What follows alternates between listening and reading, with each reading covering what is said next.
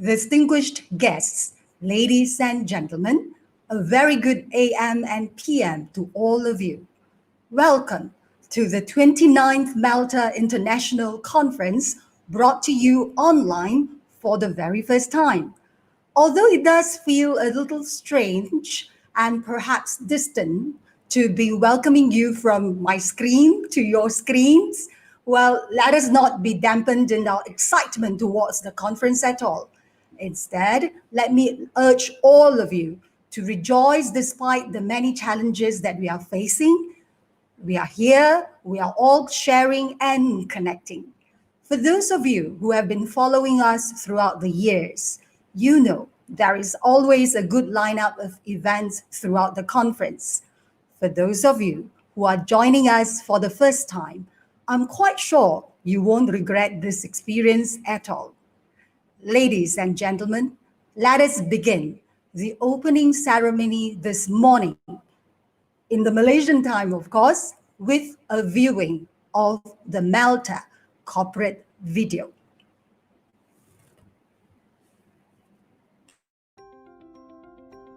The Malaysian English Language Teaching Association, or Malta as it is commonly known, is Malaysia's oldest national English language teaching association. Founded in 1958, the association has grown significantly over the years. Despite its evolution from the Selangor English Language Teaching Association, as it was first known, the aspirations of the association remain anchored to what is spelled out in our Constitution.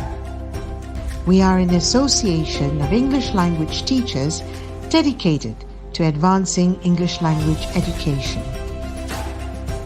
Towards this end, Malta works with partners in Malaysia as well as overseas. To date, Malta has formal partnerships with English language teaching associations in Japan, South Korea, the Philippines, Thailand, Mongolia, Indonesia, India, Brunei, Hong Kong, Bangladesh, and Taiwan. These partnerships allow Malta to engage in continuous dialogue with other English language teaching associations, and in doing so, create opportunities for the professional development of our members on a global scale. Within Malaysia, Malta is committed to reaching as many English teachers as possible. Towards this goal, we are represented by Malta chapters made up of dedicated teams of English language practitioners. As a national association, the association activities are managed by several bureaus, namely bureaus for training, research and development, publications, special projects, journals, special interest groups, chapters, and technologies. The association is only as strong as its members, so we look forward to your support. Join us and let's work towards our shared vision of advancing English language education.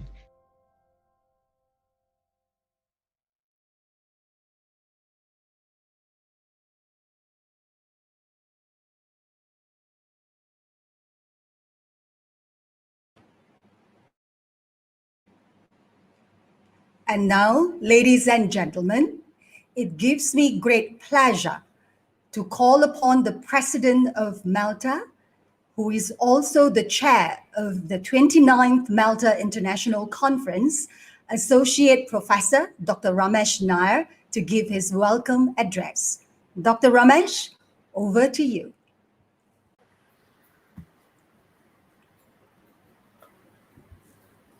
Thank you, Sri. Distinguished guests, ladies and gentlemen, it gives me great pleasure to welcome you to the 29th Malta International Conference. Preparations to welcome you at this conference began many months ago. When we began discussions, we were determined that the uncertainties resulting from the COVID-19 pandemic should not stop us from hosting this conference, which was originally scheduled to be held in Penang last year. Over several months, a team of dedicated individuals have planned ahead and worked hard to ensure that you have a positive experience at this 3-day conference. I take this opportunity to recognize them and thank them. I would like to also thank the key speakers who accepted our invitation to be part of this conference and our associate partners who are joining us this year from Japan, Korea, India, Bangladesh, the Philippines, Indonesia, Nepal, Vietnam, and Hong Kong. I must also thank you, the many presenters and participants who are joining us from different parts of the world. We received a fantastic response to our call for papers, and unfortunately, we were unable to accept many deserving proposals because of the limitations of our online format. We will try to provide more opportunities in the future. This year, we are also excited to welcome 89 teams made up of students from primary and secondary schools in Malaysia, Indonesia, and Sri Lanka, who will be competing in the Ghana Kumaran Subramaniam project-based learning competition scheduled for tomorrow.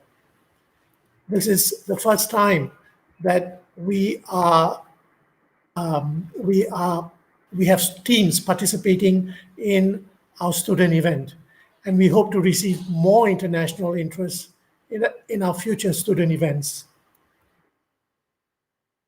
Ladies and gentlemen, distinguished guests, as a non-profit organization, we are always looking for opportunities to partner other like-minded organizations who share our vision of advancing English language education and promoting the continuing professional development of our English language teachers. We thank the many organizations which have stepped forward to support us as track sponsors and award sponsors at this year's conference. Thank you, Pearson, Oxford Fajar, the Nisai Group, University Bookstore Malaysia, Mangosteams, Learning A to Z, and Access Dunia. Your support allows us to recognize deserving individuals and provide opportunities to many of our beneficiaries. Today also marks the beginning of our official collaboration with a new partner, the Nisai Group. As I end my speech here, I now have the pleasure of inviting His Excellency Mr. Charles Hay, the British High Commissioner to Malaysia, to say a few words about this partnership. Thank you.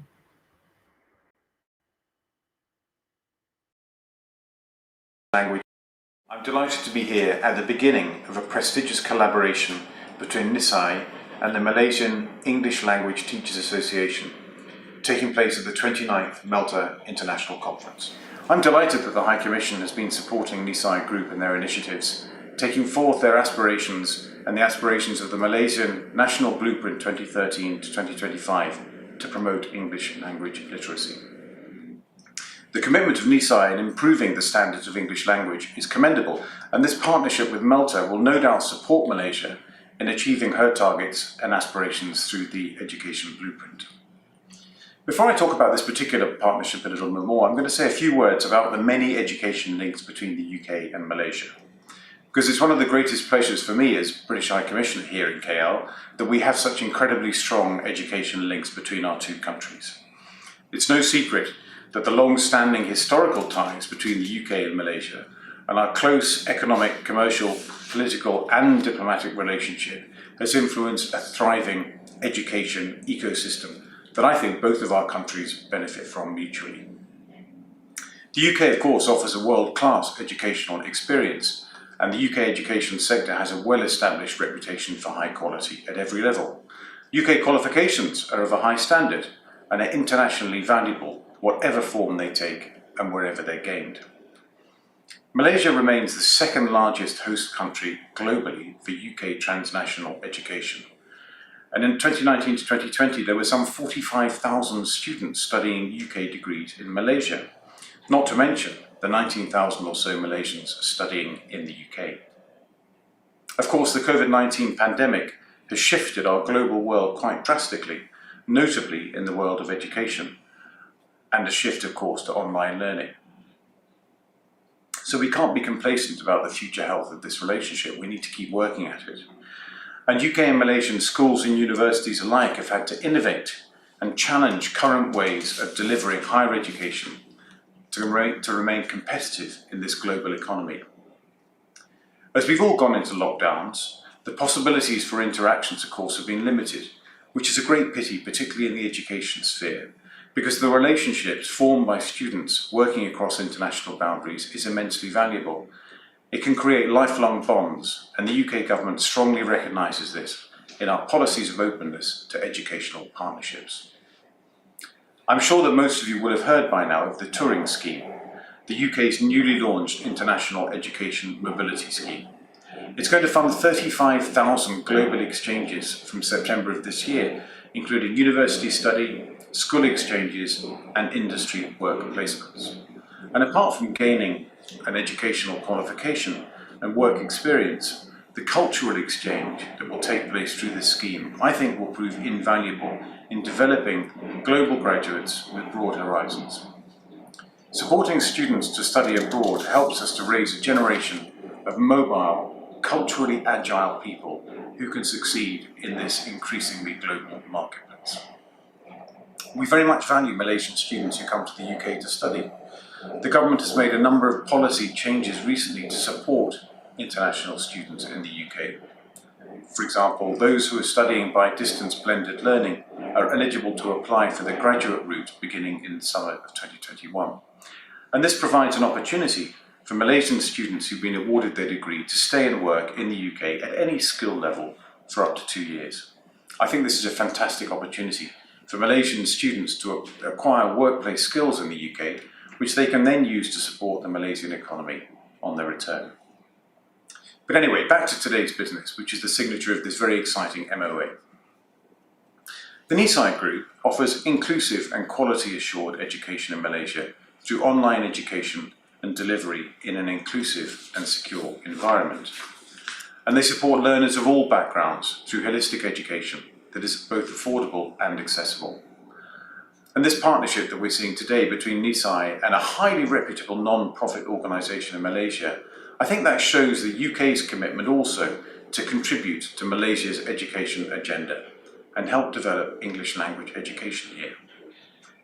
MELTA, of course, has long played an important role of support to improve English language teaching and learning here in Malaysia. And MELTA has been organising an annual conference, an annual international conference for over 30 years. And this year's theme is Be Future Ready, Shaping New Understandings in the English Language Teaching Landscape. I think that shows that they're at the cutting edge of support for English language education. I'm very happy that MELTA is forging ahead with an established UK education group to further contribute to the enhancement of English language education. I wish you all the very best in this partnership in the future. Thank you. Thank you, His Excellency Mr. Charles Hay, for your kind wishes and in particular in taking time off your very busy schedule to be with us. And thank you, Dr. Ramesh. I'm sure by now you'd probably be wondering, so who's the person behind NISAI Group that His Excellency has just mentioned and that MELTA has recently established an international partnership with? Signing in from the UK, ladies and gentlemen, please join me in welcoming the founder and CEO of NISAI Group, Mr. Dhruv Patel.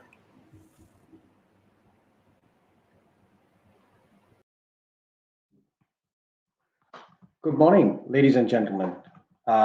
Greetings from London.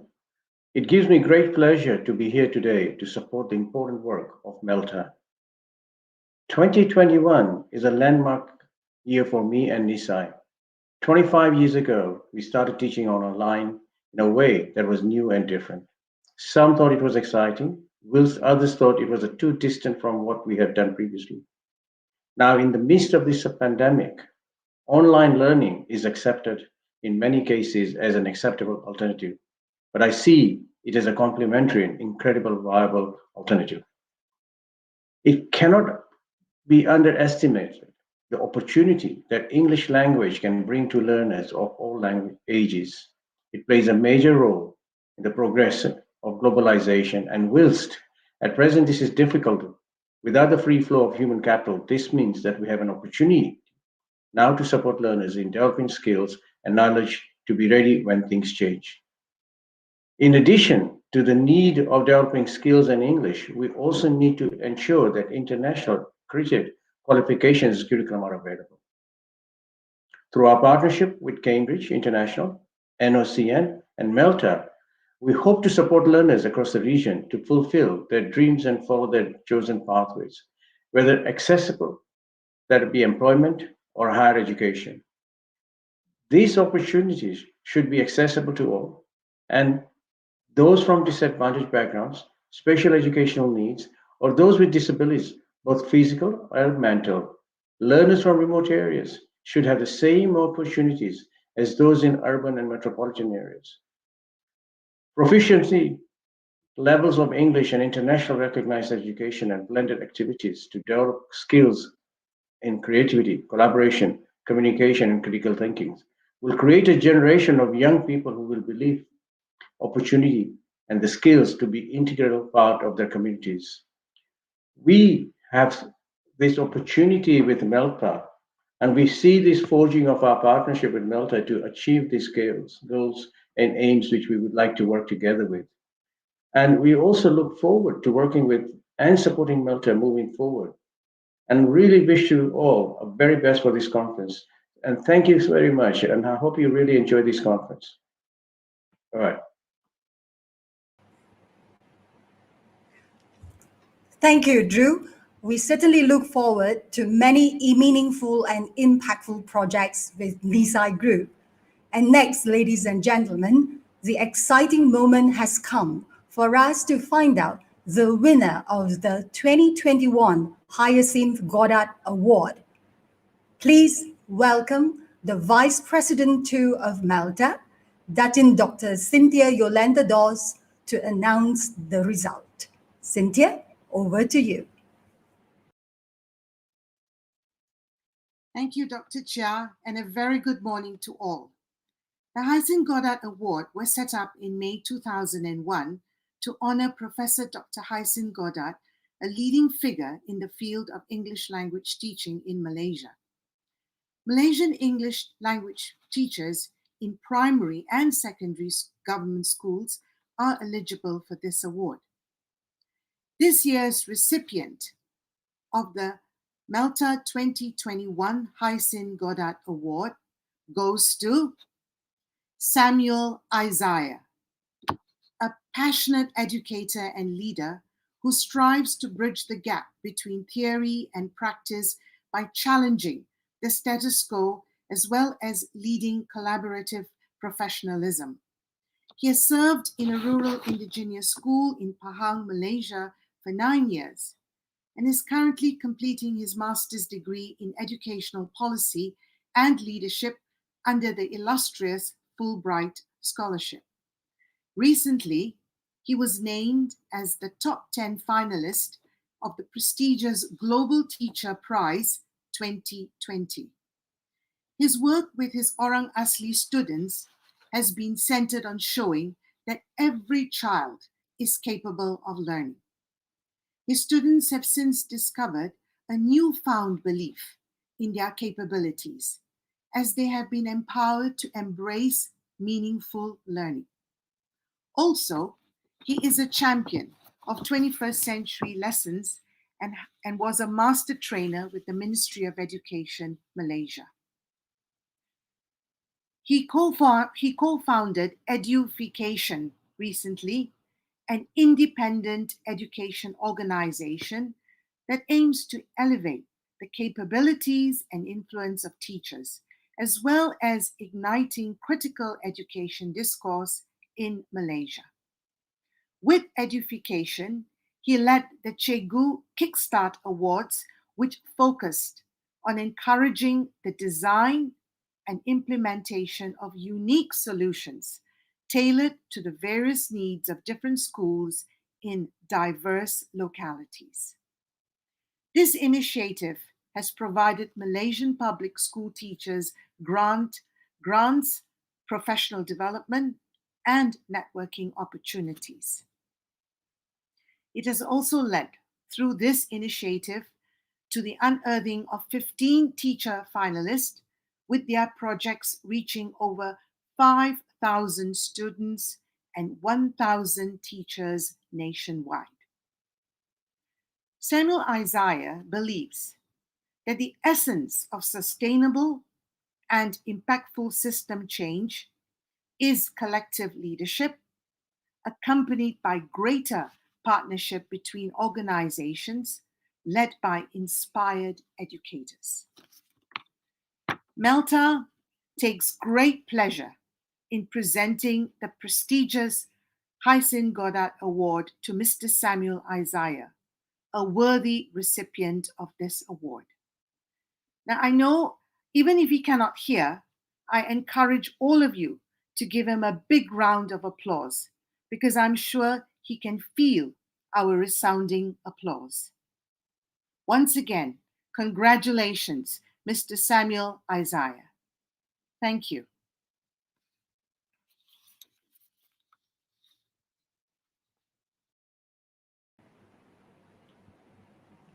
Thank you, Dr. Cynthia, and our heartiest congratulations to Mr. Samuel Isaiah. May you continue to spread much goodness in your work with the students. With that, the opening of the 29th Malta International Conference has come to an end. Please stay tuned for our keynote address that will begin shortly. Meanwhile, ladies and gentlemen, here's some housekeeping for everyone. Announcements will be done through the chat box, so please check your chat box from time to time. And e-certificates of the conference will be emailed to all of you within 14 days after the conference. If you do not receive any e-certificate by then, please email us at maltaconference2021@gmail.com. Finally, towards the end of the conference, there will be a feedback form via a link or QR code for you to fill in. Please help to give us constructive feedback so that we can improve for the better. And now, I know many of us have become very visual learners. There will be a slide put up soon to help you recap what I've just mentioned. Stay tuned.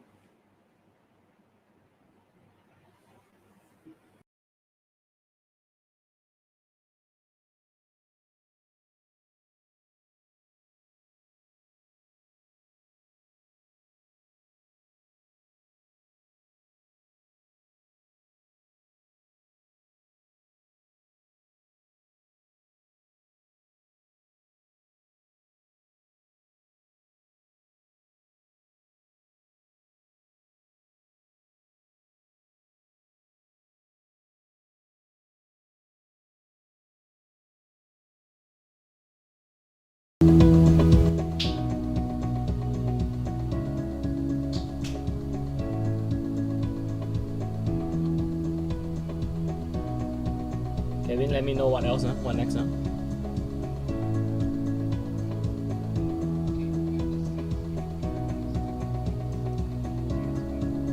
Yeah, I saw now. Can. Then after that?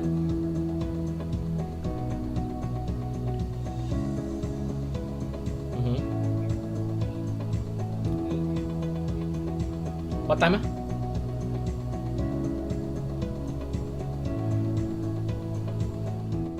Yeah, I already put out. Kevin, I can't hear you again.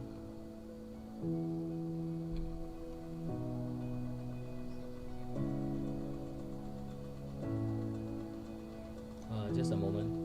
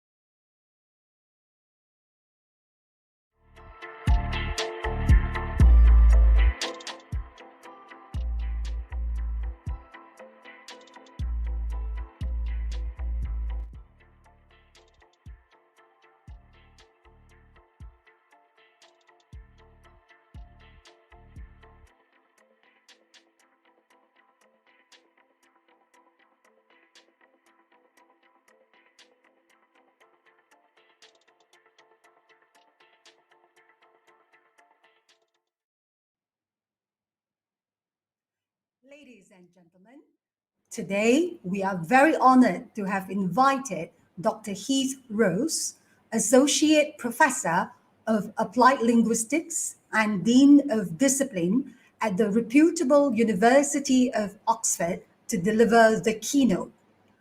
Dr. Heath Rose is the course director for Masters of Science in Applied Linguistics for Language Teaching and coordinator of the English Medium Instruction Research Group, which actively investigates the implications of an increased use of English in universities around the world.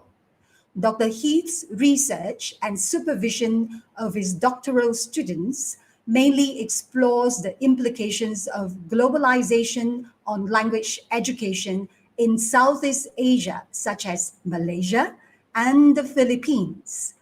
Dr. Heath has also authored and edited books on language teaching. If you wish to find out the titles of books that carry his name, do check out our e-program. A little more background of Dr. Heath's background of Dr. Heath. He is no stranger to works on the ground. In fact, prior to joining the academia, Dr. Heath trained as a language teacher in Australia and has taught for 15 years in schools and universities in Australia as well as Japan. Before joining Oxford, he was Director of English Language Teaching at Trinity College, Dublin. Ladies and gentlemen, please welcome Associate Professor Dr. Heath Rose. Speaking to you today from my apartment in Oxford. I really wish that I could be there in person to deliver this plenary talk, but hopefully in the future there'll be another opportunity for me to come and attend your conference in person. I'd like to start by just saying, extending a big thanks to the conference organizers for inviting me to come and speak. I'm always very interested in what's happening in English language teaching, particularly in the East Asian and ASEAN context. And so I look forward to seeing a lot of the innovations and ideas that are going on with language teaching in that region. And particularly today, I want to talk about one of my passions, which is teaching English to 21st century learners, particularly looking at implications from a research field called Global Englishes. And so my perspective today really comes from both my identity as a researcher of global Englishes, so looking at the impact of globalization on how English language is taught, but also from my experience as an English language teacher working in Australia and Japan for more than 1.5 decades, where we innovated some of the curriculum in ways that we thought would better prepare students for future uses of English. So in many ways, this does tie in with the conference theme, which is looking at how we can encourage our learners to be future ready in terms of the way that they're going to learn English and the type of English that they're going to use. So I think it's no surprise here that English has become a dominant global language. And I often refer to this graph, which was presented by David Graddle at the TESOL conference, TESOL convention in 2014. And he charts the number of language users over a 100-year period from 1950 to 2050. And what's striking about this graph is that if we look at people who speak English as a first language, actually there's nothing particularly interesting about this. They're on par roughly with the number of first language users of Spanish, first language users of Arabic is coming close, first language users of French. And certainly they dwindle in comparison with first language speakers of Chinese. What's interesting is when we explore from a global perspective those who speak English as a second foreign lingua franca language, additional language, we can see that number drastically rising, and it's continuing to drastically rise in the future. And so what we now see then is a global world of English language users where so-called native speakers are in the minority, and actually it has become a language that is owned by a global community of speakers, many of whom speak English as an additional language or use it as a lingua franca. And so obviously this has implications for language learning goals, for language teachers, and also for the curriculum. Matsuda and Friedrich state that the linguistic, cultural, and functional diversity associated with English today challenges some of the fundamental assumptions of English language teaching and requires that we revisit our pedagogical practices. And this is what I want to talk to you about today. And I've summed up the key proposals for change in answer to the globalization of English in terms of the implications this has for English language teaching under what's called Global English's language teaching proposals. So first of all, what do I mean when I say Global Englishes?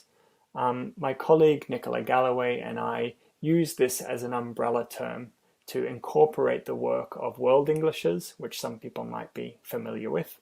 World Englishes looks at the identification and codification of regional varieties of English. And so they'll be really interested in exploring perhaps what are the features of Indian English or Singaporean English or Malaysian English.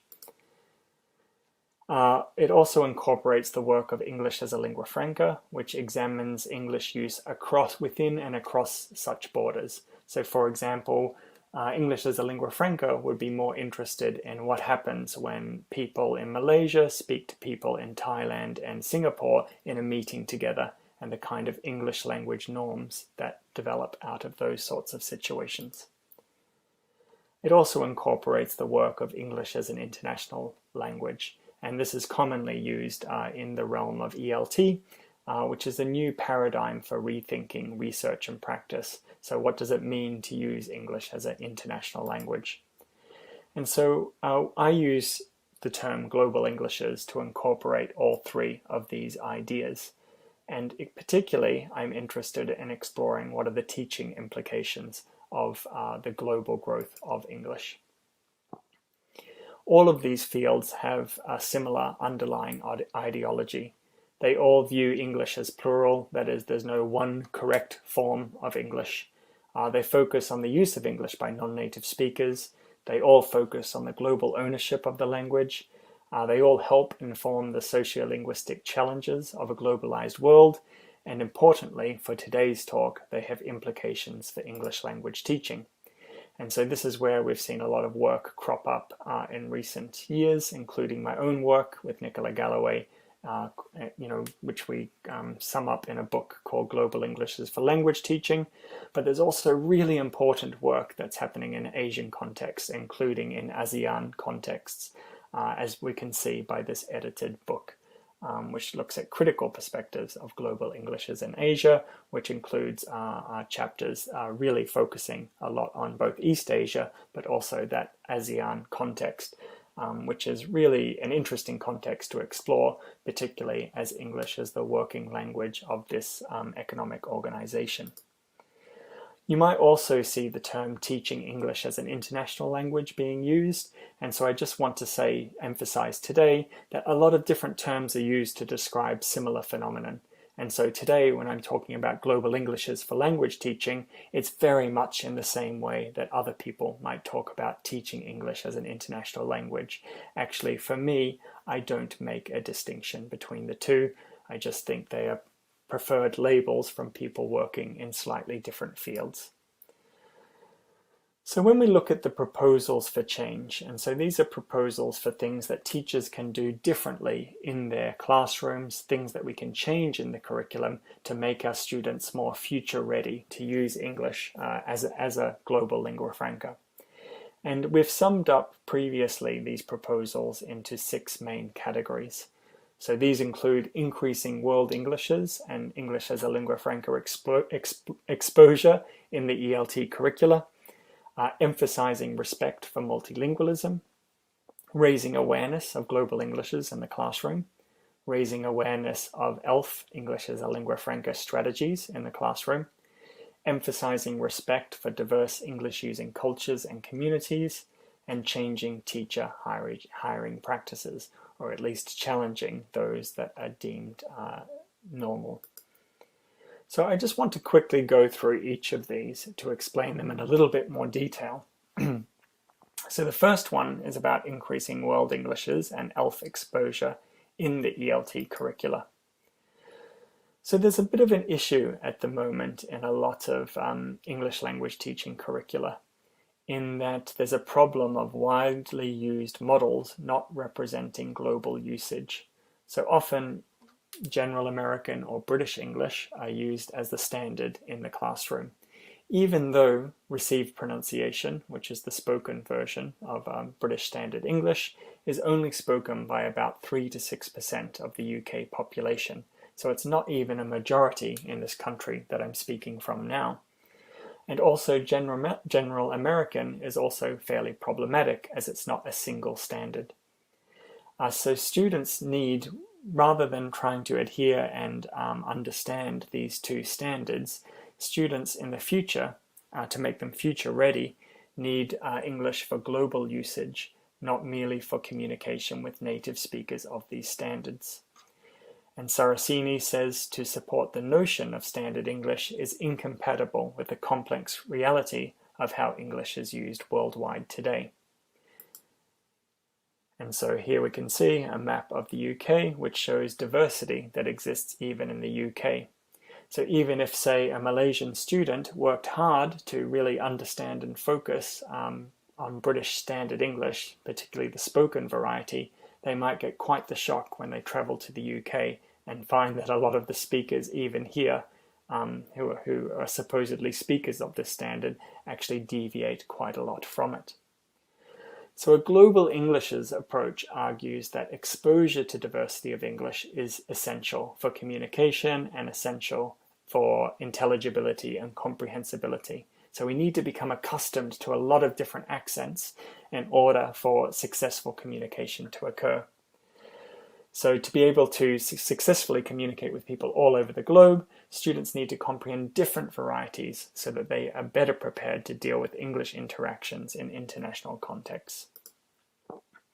And so this is something that my colleague Nicola and I have worked on in Japan in small ways. So in our own classrooms there, we experimented with different tasks that would raise awareness or exposure to different varieties of English.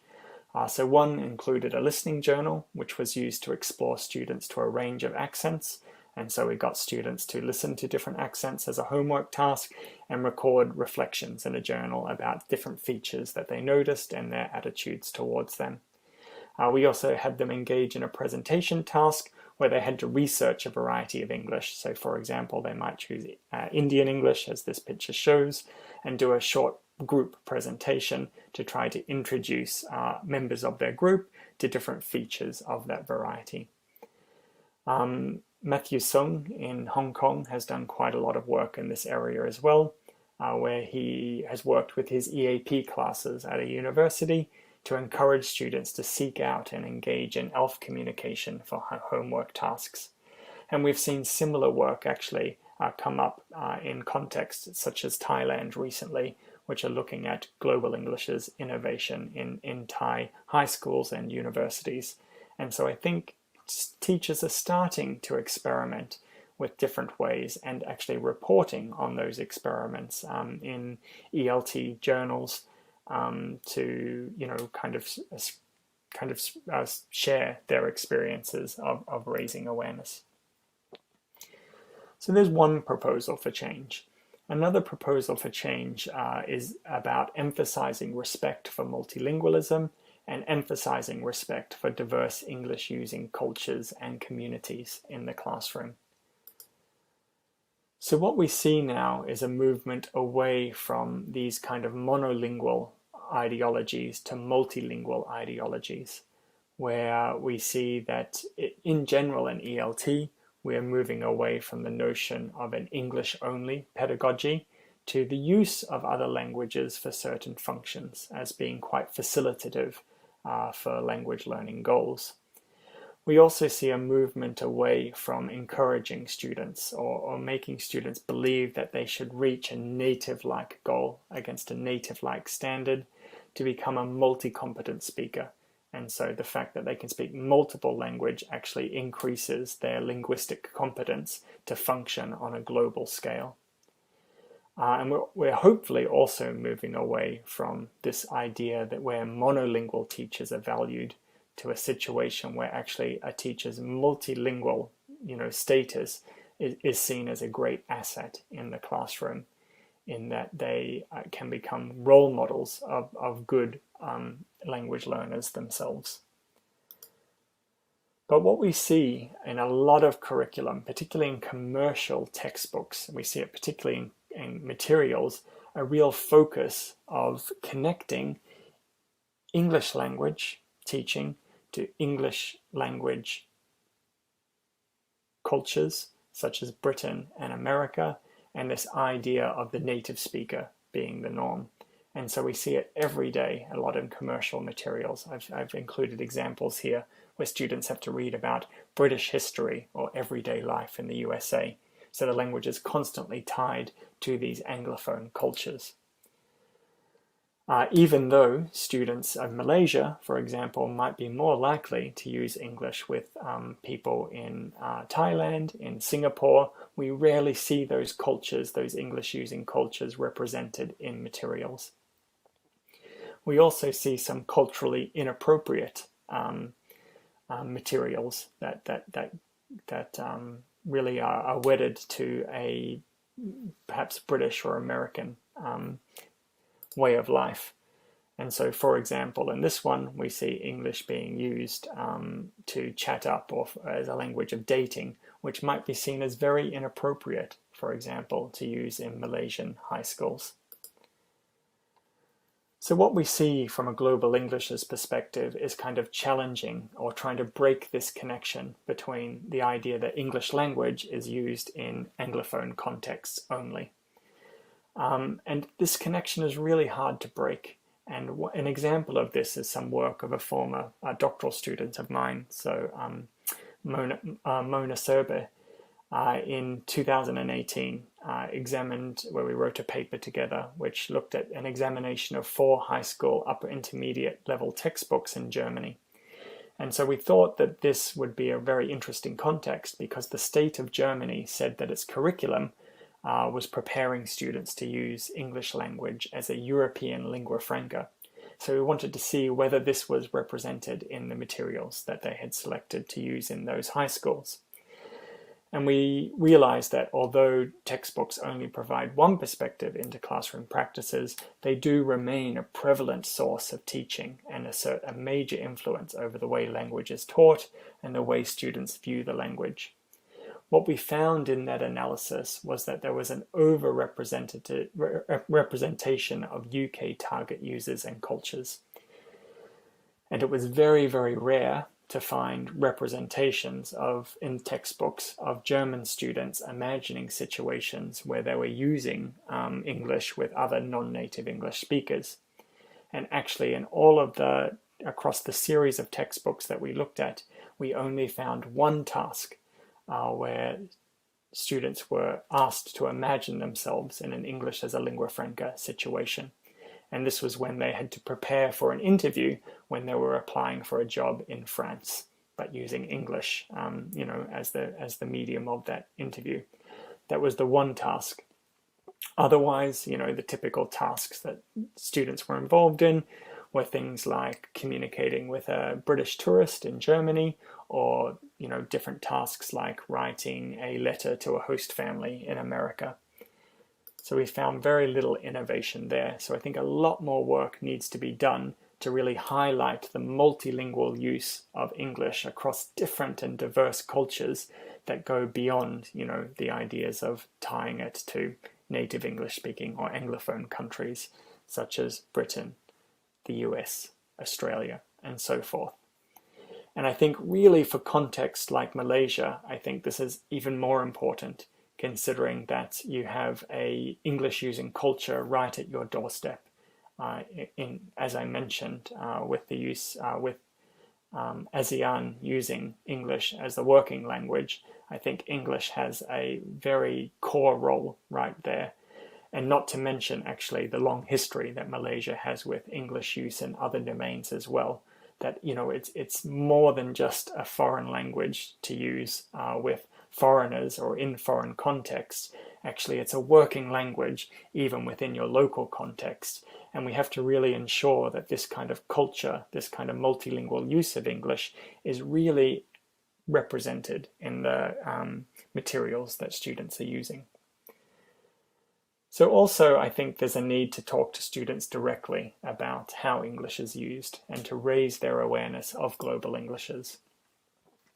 So Global Englishes argues for a need of direct teaching of issues surrounding global Englishes, so we can talk to students directly about issues of global usage, issues of ownership, challenge ideas about standard language that they might have.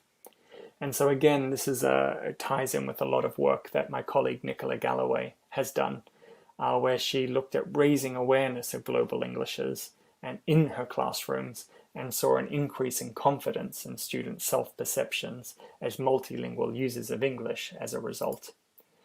And so some of these activities involve direct discussion and debate. And so here in a Japanese university classroom, we can see that students had to prepare a debate that was around the Speak Good English movement in Singapore, which was that movement that is encouraging Singaporeans to not use Singlish in favor of what they deem as correct or standard English. And so there are a lot of materials online for students to engage in, a lot of videos for them to prepare. So our students were encouraged to watch those videos, engage with those materials, and then have a direct debate about the legitimacy of Singlish as a variety of English. And so this really helped, we found, heighten their awareness of the issues around different types of English and the legitimacy of them.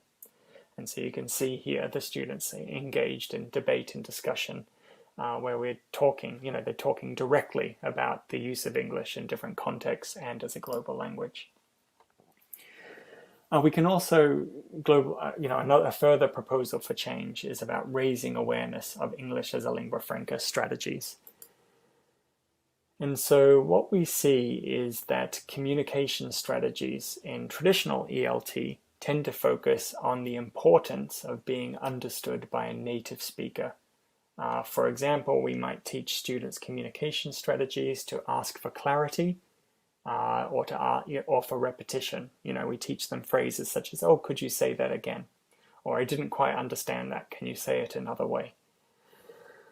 Global Englishes sees a need for more complex strategies for students to use to accommodate a range of speakers and move away from this idea that communication strategies are all about them being understood by a native speaker, but actually they may need to adapt the language themselves in order to use English successfully as a lingua franca. So some examples of these strategies or contexts of these strategies might be that they might need to accommodate to a range of speakers of greater and lower proficiency. And so they'll need strategies that they'll need to use when talking to somebody of a higher proficiency than themselves, but also of a lower proficiency than themselves. They might need to have strategies to adapt to different accents and to different norms when they're encountering different types of speakers.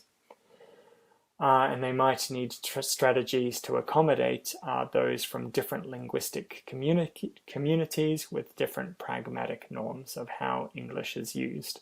And so we can find this actually, that even when you go from one company to another company, both companies might use English as a lingua franca, but they might have developed their own terminologies, their own norms of using the language that students will need to accommodate to in the future if they're going to move across and join different communities and use English successfully.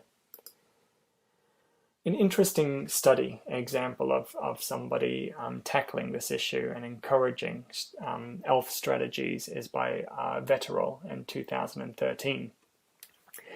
And she did an activity with 540 school children in Italy, Poland, Latvia, and Slovakia. And these students were engaged in a long-lasting project where they engaged in ELF interactions with each other via written and online communication.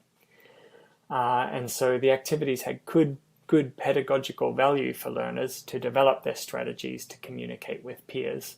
And so for the students of all of these different countries, English was the lingua franca, and they had to complete projects and then naturally develop strategies in order to ensure that they successfully communicated and could complete their projects together. And for me, actually, this is one of the largest ELF classroom intervention projects that I know of.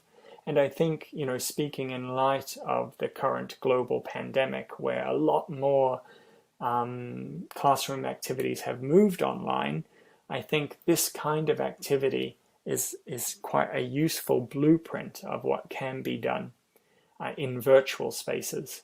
So no longer, say, a Malaysian English language classroom, it doesn't have to necessarily be geographically isolated from students studying in Europe, students studying in other parts of Asia, where different collaborative projects can be done to create authentic English as a lingua franca situations where students have to speak to other learners or users of English around the world to do online projects. So I think there's a real opportunity there for these types of projects that isn't fully being realized, but maybe as teachers and students have become more accustomed to online platforms, I think this is a real opportunity for innovation in the future. The final proposal for change is about changing teacher hiring practices, and this is a very difficult one. So what we can see is a real desire for a native speaker of English, or at least those who have a native-like accent. And it's not hard to find this kind of discrimination or bias in ELT. Often it's very transparent in job ads that we see around the world that ask for native speakers of English with neutral accents, native English speakers with a neutral native dialect wanted. Ali says on a global level, the ELT profession is perhaps the world's only occupation in which the majority faces discrimination. And sometimes it's less direct. And so here's an example of a private English language school in Japan that has many, thousands of branches around Japan for private English tuition. even though they don't say, that they explicitly only hire native English speakers, we can see that actually you can only apply for jobs in this company if you're in Canada, the US, the UK, or Australia and New Zealand. So there's an indirect message here that if you don't come from these countries, and you need not apply. Ali Fouad Selvi has done quite a lot of work looking at discrimination of non-native English speaking teachers in job advertisements, and he finds that actually in EFL, ESL settings, discrimination is most pronounced, where he found in 60% of the jobs, nativeness was a requirement, and that this was, by far the biggest criteria used to evaluate whether teachers were eligible to apply for a job or not. We've seen similar findings with an analysis of other job ads, in this case 77 jobs, where nativeness was by far the biographical or professional factor highlighted in job advertisements of importance. And we can see, especially in this kind of East Asian context, there's a lot of appeal to it. So a global English's approach sees a need to kind of challenge this norm. It sees a need of hiring based on qualifications. And so McKay would say we need to re-examine the concept of qualified teachers, and that expert users as role models, so that is multilingual English teachers, as Kirkpatrick has said, offer more value to students than monolingual English teachers.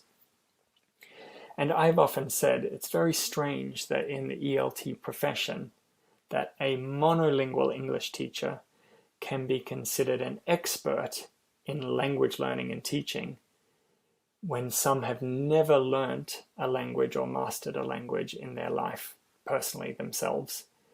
And so it's very ironic that we live in a society where that type of teacher is valued, as opposed to a multilingual English teacher, whether they're native or not, which has multiple languages to draw upon and can be a real authentic role model for students of those who have studied and mastered a language to a high extent. So we also, wrapped up in here, is the issue of what variety of English needs to be mastered. And this harks back to the first proposal. And, some of my doctoral students are really working on this topic at the moment to really look at, well, what is considered mastery of a language? We need to challenge this idea that mastery does not necessarily mean to be native-like or to have achieved English to a native level, but perhaps could be seen in a more multilingual functional sense in terms of what teachers and their identities as teachers can offer students for their language learning needs. And I've also argued that non-native English speaking teachers offer different from different first languages add an element of authenticity. So that is, if an English language teacher from Malaysia were to go and get a job in Thailand, then there's an automatic authenticity in the classroom as a ELF context. So that is that English, for this Malaysian teacher and Thai students automatically becomes the natural lingua franca of the classroom. And I think this is really, really powerful motivating force in the classroom that is largely untapped. So Brain says, 80% of the English language teachers worldwide could be classified as non-native English speaking teachers. We have a large talent pool that is untapped on a global level, in that a lot of these teachers, find it more difficult to change country context and pick up English language teaching jobs because of that identity, even though that identity of them speaking different L1s to the students adds that authenticity to classroom practice. So when we're looking then at putting these proposals into practice, I think a lot needs to change. And it doesn't have to happen all at once. It could be small changes in different parts of the curriculum. And so we've summed this up into what we call the Global English as Language Teaching Framework, which looks at a number of dimensions associated with ELT. and looks at what traditional ELT looks like and what maybe future global ELT may look like. And so examples of this include changing the idea of the target interlocutor to who students are using the language with, from native English speakers to all English users, or changing ideas of ownership from the inner circle, so those Anglophone countries, to a global ownership. Changing ideas about teachers, changing ideas about role models, the use of the first language, the needs assessment, and so on. And in more recent work, we have mapped these to different parts of the curriculum. And we've always argued that needs analysis is essential. And so with needs analysis, we may have to add further critical perspectives in order to inform our curriculum. So we might need to ask our students, will students need to use English as a lingua franca? Who will their likely future interlocutors be? Who will they be using English with? And then seeing whether these needs are being matched by what's in the curriculum. And if not, then we need to make changes. We need to re-examine our goals and objectives to assess, do the goals of the curriculum meet the needs of the students to use English as a global language? We might need to also look at the syllabus to say, does the syllabus include elements that might include exposure to different types of English, awareness raising, or strategy training, if these things are deemed important. And so if not, then we might need to change the syllabus, change our materials. We might need to look at methodology to see is the pedagogy appropriate to global English as language teaching. If it's all about teaching to a test and teaching grammatically correct English, is this kind of methodology really preparing students to use English in a communicative way, if this is what needs analysis has shown? Assessment is a tricky one, but we need to explore whether our assessment is in line with authentic global targets. How much has washback from high-stakes tests really affecting what we can and cannot do in the curriculum? And then, of course, we need to evaluate our curriculum constantly to see whether it is being, whether the curriculum is being evaluated against benchmarks of global use. So a lot of this requires innovation in education, and innovation is very slow, and it could be decades into the future before we see real change. And so, we often, Rogers refers this as innovation diffusion, as how innovation is communicated through certain channels over time among members of a social system. And so innovation usually requires a small percentage of innovators to really do things in the classroom first. And then we might reach a stage eventually where there are early adopters, where large curriculum change is taking place before then more and more people take on the innovation. I would argue at the moment we're only at the very, very beginning innovator stage of global English as language teaching. We haven't even reached early adopters in most educational systems. And when I say here who is the most important, Rogers would argue actually it's the early adopters. And so the innovators are often seen as radical, really doing something that's out of the norm. Once we get some early adopters, which can be defined at about 13.5% of the teaching population in the curriculum, then ideas suddenly gather steam and start to take hold.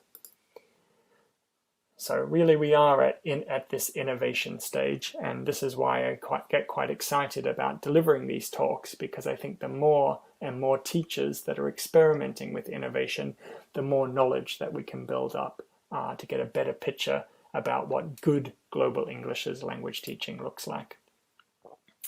But reporting on this innovation is important. And so most global English as research has been limited to single activities. And these single activities might not result in change. And so there's a need to incorporate global Englishes or EAL activities on a much larger scale to explore the real impact that they have on learners. And a lot of this can be done, I think, through action research. So for teachers in their own classrooms, experimenting with things like I've shown you today, so a lot of the studies that I've talked to you briefly about today in classrooms in Japan, but also Matthew Sung in Hong Kong and Paula Vetterol in Europe, are classroom activities. They're action research carried out by teachers themselves in their classroom and then sharing those experiences with others. Some have been intervention studies, such as the ones by Nicola Galloway, where they're quasi-experimental, where they have a kind of pre-test, post-test design to see whether attitudes or elements that you're interested in change as a result of the curriculum. There are other types, of course, of research which can be done as well, including ethnographic field research and autoethnography, but I'm not going to go into detail of those. I think really that those top two I've highlighted because I think this is what teachers can do in classrooms, or researchers that have strong connections with schools are able to do to help build up our knowledge base and create that innovation. But of course, innovation is not easy, and there are a lot of barriers to innovation, to implementing the kinds of change that I've talked about today. One we've touched on is a lack of materials. So, we mentioned how important textbooks are for teachers. Teachers simply don't have the time, to create materials from scratch in order to, implement Global English's ideas. And so we need a lot more materials for teachers to draw on that embody a more global perspective of ELT. We also have the barrier of language assessment. And so often, as teachers, our performance is evaluated by test outcomes. And if those test outcomes are connected to students' knowledge of standard grammar and standard English, then there's a washback effect where we can do less work looking at, preparing students to use English as a global language because we have to focus on those tests. And so that's a big barrier to the kind of time we can spend on innovation. Teacher education and training is another barrier that many teachers, after initial teacher education, may never return back to training. And so often the kinds of approaches that we do in the classroom are those that we learnt in teacher training, 10, 15, 20, 25 years ago. And so I think, we kind of need to overcome this barrier to get new ideas out there for practicing teachers. There's also an attachment to standard English by many stakeholders. So this not only includes students, but also managers, our principals, parents, teachers ourselves, can have an attachment to standard English about what they think is correct and not correct. And this can be very, very difficult to change, and so is a barrier to innovation. And then finally, teacher recruitment practices. So this kind of native speaker or native-like English is still a selling point, and especially prevalent in the commercial industries. And so because the native speaker sells, or the native speaker is so desirable, this can be very, very difficult to challenge existing ideas about what a good English language teacher looks like. And so, this idea persists that a good English language teacher, must be native-like. Even though we might argue, well, a good English language teacher probably has to be first, primarily a good teacher, and then secondly, a really good role model for their students. And so, but this idea of the native speaker in teacher recruitment and teacher evaluation is quite a persistent one. So I'm going to finish there. So thank you very much for listening to that. I've included in my last slide a link to a survey that I like to give out when I talk about global Englishes, especially with practicing teachers. And so if you fit that category, if you are a practicing teacher or have recently been a practicing teacher and would like to respond to this survey about your ideas, about some of what I've presented today, I'd really appreciate it if you filled out this survey. So thank you very much to the organizers once again, and hopefully in the future I might see you at a future MELT conference. But bye for now.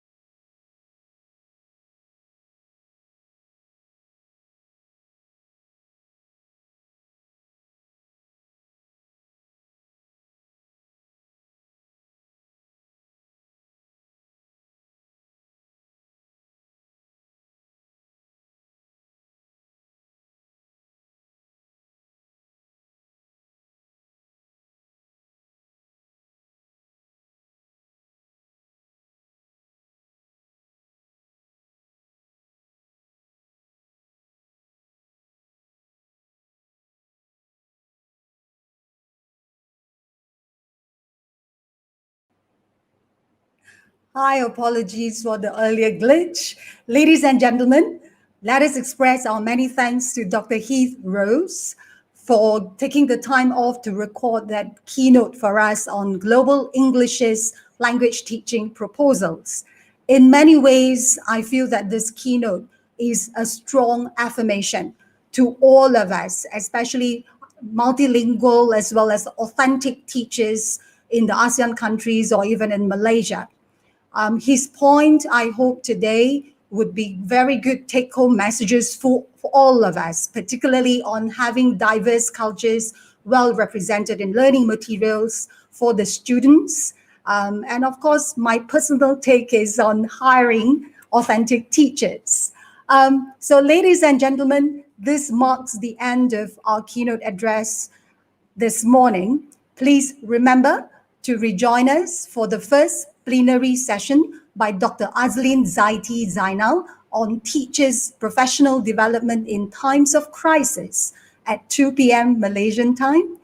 Delegates who have registered for track 1, you may now enter your track for the forum that will begin shortly. Here's the slide to recap the reminders that I've just mentioned to you.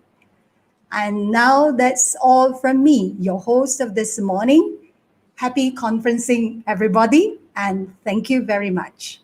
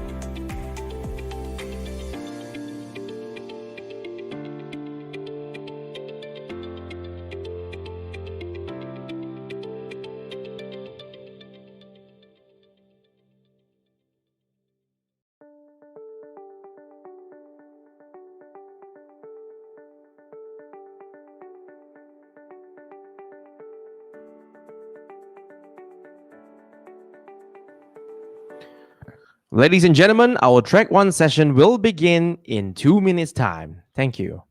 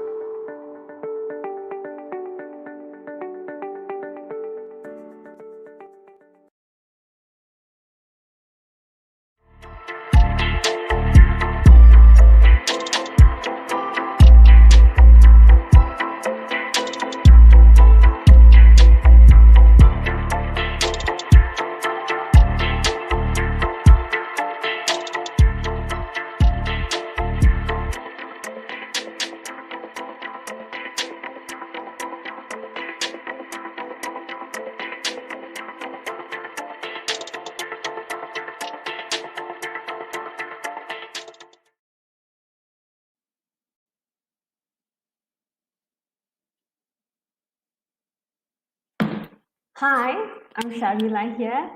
Hi, dear ladies and gentlemen. Welcome to track 1 of 29th Malta International Conference 2021. So, to begin with, we have forum with esteemed panelists on board to feast your eyes and ears. Without further ado, let's welcome Dr. Zubaida, the moderator for the forum. Dr. Zubaida, the floor is yours.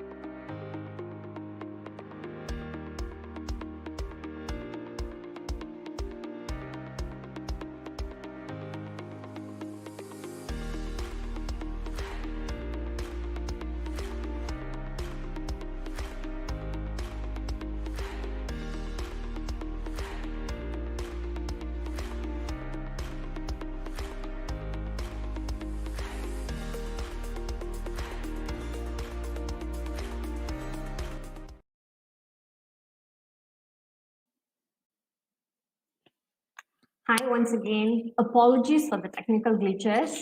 All right, now we have Dr. Zubaida, who is the moderator for the forum. All right, let's welcome Dr. Zubaida. Dr. Zubaida, the floor is yours once again. Yeah, thank you, Sharmila. Sorry, okay. Hope all of you are feeling good and healthy, all set and energized for our forum today. I'm Zubaida, and with me today are the two esteemed speakers. Our first speaker is Associate Professor Dr. Helmi Hamza from the School of Languages, Civilization and Philosophy, University Utara, Malaysia. He is also the Deputy Director at the Center for University Industry Collaboration, focusing on industrial training and talent development. His research interests include phonetics and phonology, applied linguistics, speech science and technology, pronunciation, teaching and learning, and English language teaching. Well, I would like to ask Doctor, if you are here, how are you today, Doctor? Dr. Helmi, are you with us? Yes, I'm here. How are you? I'm great, thanks. Nice to have you, Doctor. Great to have you on board with us today. Thank you. Thank you. Okay, our second speaker is no other than our hero, Mr. Samuel Asia, okay, who is a passionate and driven educator. Well, this will be the second time that his biodata is being read today. Okay, early in the morning, if you were with us, that was once, okay, where he won an award today. Right, well, Mr. Samuel's expertise stems from the combination of pedagogy and its execution, a critical grasp of data and research literature, as well as efficiency in planning and execution. Samuel, who was serving a rural indigenous school in Pahang for 10 years, is currently completing his master's degree in education policy under the illustrious Fulbright Scholarship. As all of us know, he was one of the top 10 finalists of the Global Teacher Award 2020. And today, he just won another award, right? Right in the morning, it was announced. Right, congratulations, Samuel. How are you today? Are you with us, Samuel? Hello, can you hear me? Yes, yes, good. Right, and hello, clear. Hi, Dr. Zubaida, Dr. Hilmi. Thank you so much for Hello. having me here. I'm doing great today, thank you. How are you, Zubaida? Great, thank you. Nice to have all two of you with us today. We are so happy to have you here. Okay, welcome, welcome. Okay, ladies and gentlemen, before we begin, let me just remind you that if you have any questions for the speakers, please post them in the chat box and we will try to address them at the end of the forum. Thank you. Okay, let's start. As we all know, continuous professional development, or better known as CPD, is given due emphasis in the Malaysia Education Blueprint. It is mentioned that ongoing CPD allows professionals, particularly teachers in the context of education, to maintain and enhance their skill set. This includes staying up to date with the latest educational developments. However, considering how fast things have changed, where what used to be face-to-face CPD sessions have now transformed into ongoing sessions, or what we actually call as eCPD, online sessions, okay, or what we actually call eCPD. This leads us to the title for today, leveraging eCPD for effective physical and virtual learning during pandemic-afflicted moments. Such a lengthy, interesting title.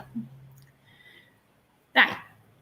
Without further ado, for further detail on this topic, first and foremost, I would like to seek information from our first panel, Dr. Helmi. Doctor, as one of the professors in a higher institution, and maybe from your point of view, can you sort of tell us what is CPD and what is eCPD? Okay, Floor is thank yours. you. All right. Thanks, Dr. Zubaida. Samuel, looking great. Your suit, all suited up. All right. First of all, thanks to the Melta Secretary for having me here. I'm so excited to be around you. I don't have to be scripted like you, Dr. Zubaida. You don't have to be. You don't have to be. Yeah, we're gonna have like conversations and in a very informal way, right? Great. Yes. CPD, eCPD. We just learned a new word today. Word of the day for today is unmute. Unmute is the word of the day forgot today. to mute and unmute. Yeah. Yeah, that's continuous learning. True. That's Perfect continuous example of learning. continuous learning. We should continue learning. Because we knew already, but then, we just learned. Oh, there's a button, unmuting. All right. Yeah. UUM, okay, University Utara Malaysia. All right. We do have so-called CPD, but we don't call it exactly CPD. We have one system called PBU, Pembelajaran Berterusan University Continuous Learning. Is highly top-down. All right, so we are supposed to get engaged with courses, knowledge sharing sessions, and there are marks. I'm sure the same for school as well. Marks, 12 marks for courses, 12 marks for knowledge. For each year, you have to fulfill like 24 marks to gain 5%. Okay, that's what's happening. And that's only for 5%. 5% out of 100, only 5%. The rest will come from teaching, research, and all. All right, but only 5%. Okay, but for school we have only 5 days a year, right? 5 days a year, and for UUM staff, not only for academic staff, for all staff, non-academic staff as well. And at CUIC, Center for University Industry Collaboration, I'm helping the director in terms of industrial training. We have come up with a lot of initiatives during the pandemic to enable teachers and enable students to cope up with this, pandemic. We have a lot of options besides face-to-face internship. Okay, let me talk about from students' perspective first before we go into teachers' perspective. We have virtual internship, all 100% virtual. We have ISAP, Industry Community Engagement Project, also online. We have Coursera. Right, we have School of Hard Knocks, just recently launched. Okay, this is collaboration between UUM and 10 industries, fully online.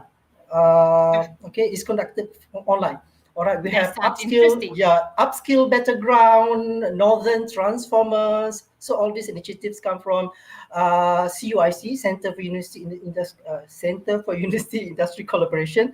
So that we can survive during this pandemic. All right, I have a lot more details, but I think that's all for now. Back to you, Dr. Zul. Right. I believe there was a very clear explanation, and how it's conducted there, and what how many credits you get, the hours. So it looks like CPD is quite important. It is a core in securing your one's personal and professional qualities while improving your own knowledge and skills, I believe. Yeah. So thank you, Dr. Helmi. Now let's move on to our dedicated teacher, Mr. Samuel. So Samuel, you have been teaching since 2012.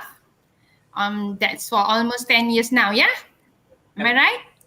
Yeah, I believe within this period, you would have attended both the traditional CPD, once we had mostly face-to-face, you go to a hotel or to a PKG or to any other schools, halls and so on, where we have face-to-face courses. And the recent ECPD courses were mostly conducted online, okay? Could you share with us today your experiences attending them, and how did you feel during the progression of this traditional CPD to the current ECPD? All right. First of all, I'd like to thank the organizers for inviting me to share in this forum at the 29th Malta Conference 2021. It's indeed an absolute honor. Absolute honor to be here, actually, Dr. Zubaida and with Dr. Helmi to share this stage with you today. Back to your question, I think with regards to ECPDs and teacher professional development, I think it has taken a giant leap of progress in our education ecosystem, especially in the last 2 years. Arguably, it could be one of the silver linings, if I can say it that way, of the pandemic, where professional development has never been so inexpensively acquired. It's not so undemanding to organize. And best case is that you can just stay at home and organize it, and can just get people to join professional development courses. Now, in relation to this notion, I believe that teachers, the biggest change that I've seen from traditional sessions, CPDs, forums, conferences, is that teachers can now opt for a more personalized and contextualized sessions that caters to their specific need or specific need of their school. Especially teachers in rural areas who have, before this, they will have to travel long distance to Kuala Lumpur to attend 2-3 days of conferences. They can now have access to courses provided even by renowned universities. Some of them was mentioned by Dr. Helmi earlier, like Coursera, Harvard X, across the globe, and enjoy them at their own time. Most of it is very self-directed right now. And I also think that it has, on another note, I think ECPDs, it has somehow elevated the voice of teachers and educators, significantly making the words and work of teachers matter in times like this. Why? Because it provides valuable opportunities to teachers that were once very hard to come by. Right now, you can just go on YouTube, or you can just go for any, conferences or sessions on Facebook, on Instagram Live and all that. And you can have instant access to classroom narratives, instant access to data and best practices shared by amazing practitioners in the country. The mediums where these contents are shared, the length and format has also been evolving. It has changed so much. I was watching the other day about this teacher, amazing English language teacher. His name is Sir Asai, where he recently went viral for his hilarious TikTok videos teaching his Kelantan students English. And the techniques that he showed was exceptional. And perhaps it's a variation, TikTok videos, 1 minute, 2-minute video content of future CPDs. And lastly, to conclude my answer, I think efforts like these have extended the importance and role of CPDs, as it has brought teachers together in a community of practice. On that note, it also provides a pathway for improved, frequent and active collaboration between various stakeholders. I think before this, I can only dream of collaborating with the likes of Dr. Helmi, and now it's just in the click of something and we can just have a conversation like this. So in creating a community of practice and fostering greater partnerships between a school teacher, with a university lecturer, between government and non-government organizations, I think before this, the traditional context of CPDs does not really promote that to this level right now. So I think that is the biggest changes that I've seen. Right. From what you have mentioned just now, how about teachers themselves being strongly committed to learning from and with each other? Is that happening right now? Yes, most definitely. A lot of teachers are coming together, forming organizations of their own, communities of practice of their own, sharing with one another best practices. I know gone are the days where we are trying to push teachers to try out something new. A lot of teachers are actually creating new content of their own. Currently, with the Ministry of Education, they came up with this Delima platform, and I think that's a spectacular idea where teachers can just share their content there, and teachers throughout Malaysia have instant access to this content already. So I think we are heading in that direction. But what bothers me the most is what happens when the pandemic is over? Are we going back to the old? Are we going to... we shall come back to that later. Yeah. Shall get to that question. Yeah. Okay, thank you. Right, I believe if there is something we don't need to persuade anyone of right now is to keep learning, right? I think you know this, I know this, and every single teacher on the planet knows this, that more so now than ever before, that's to take charge of our own professional learning and focus on what really matters to us as educators and of course on our learners. Yeah? Okay, thank you, Samuel. Right, this leads us to the next question. Doctor, recently, I came across an interesting statement. It states that digital learning does not mean learning on your phone. It means bringing learning to where learners are. And that was rather enlightening for me.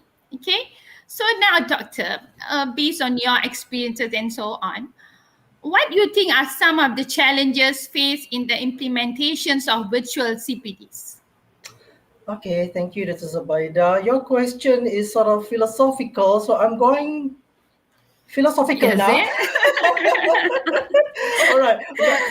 you see, we have our government has come up with a lot of policies, blueprint. We have Malaysia Education Blueprint MBB from 2013, 2025, all laid out nicely. We have this so-called Plan Pembangunan Profesional Berterusan PPPP. What matters, like you said earlier, is not about the phone.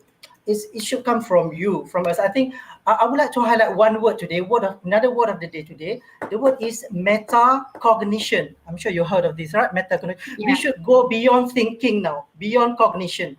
Okay, that's highly philosophical, I guess, for some people. Now, when we talk about metacognition, we should go above us. Think what we think. Think of our own thinking, and that should come internally. That should come from you.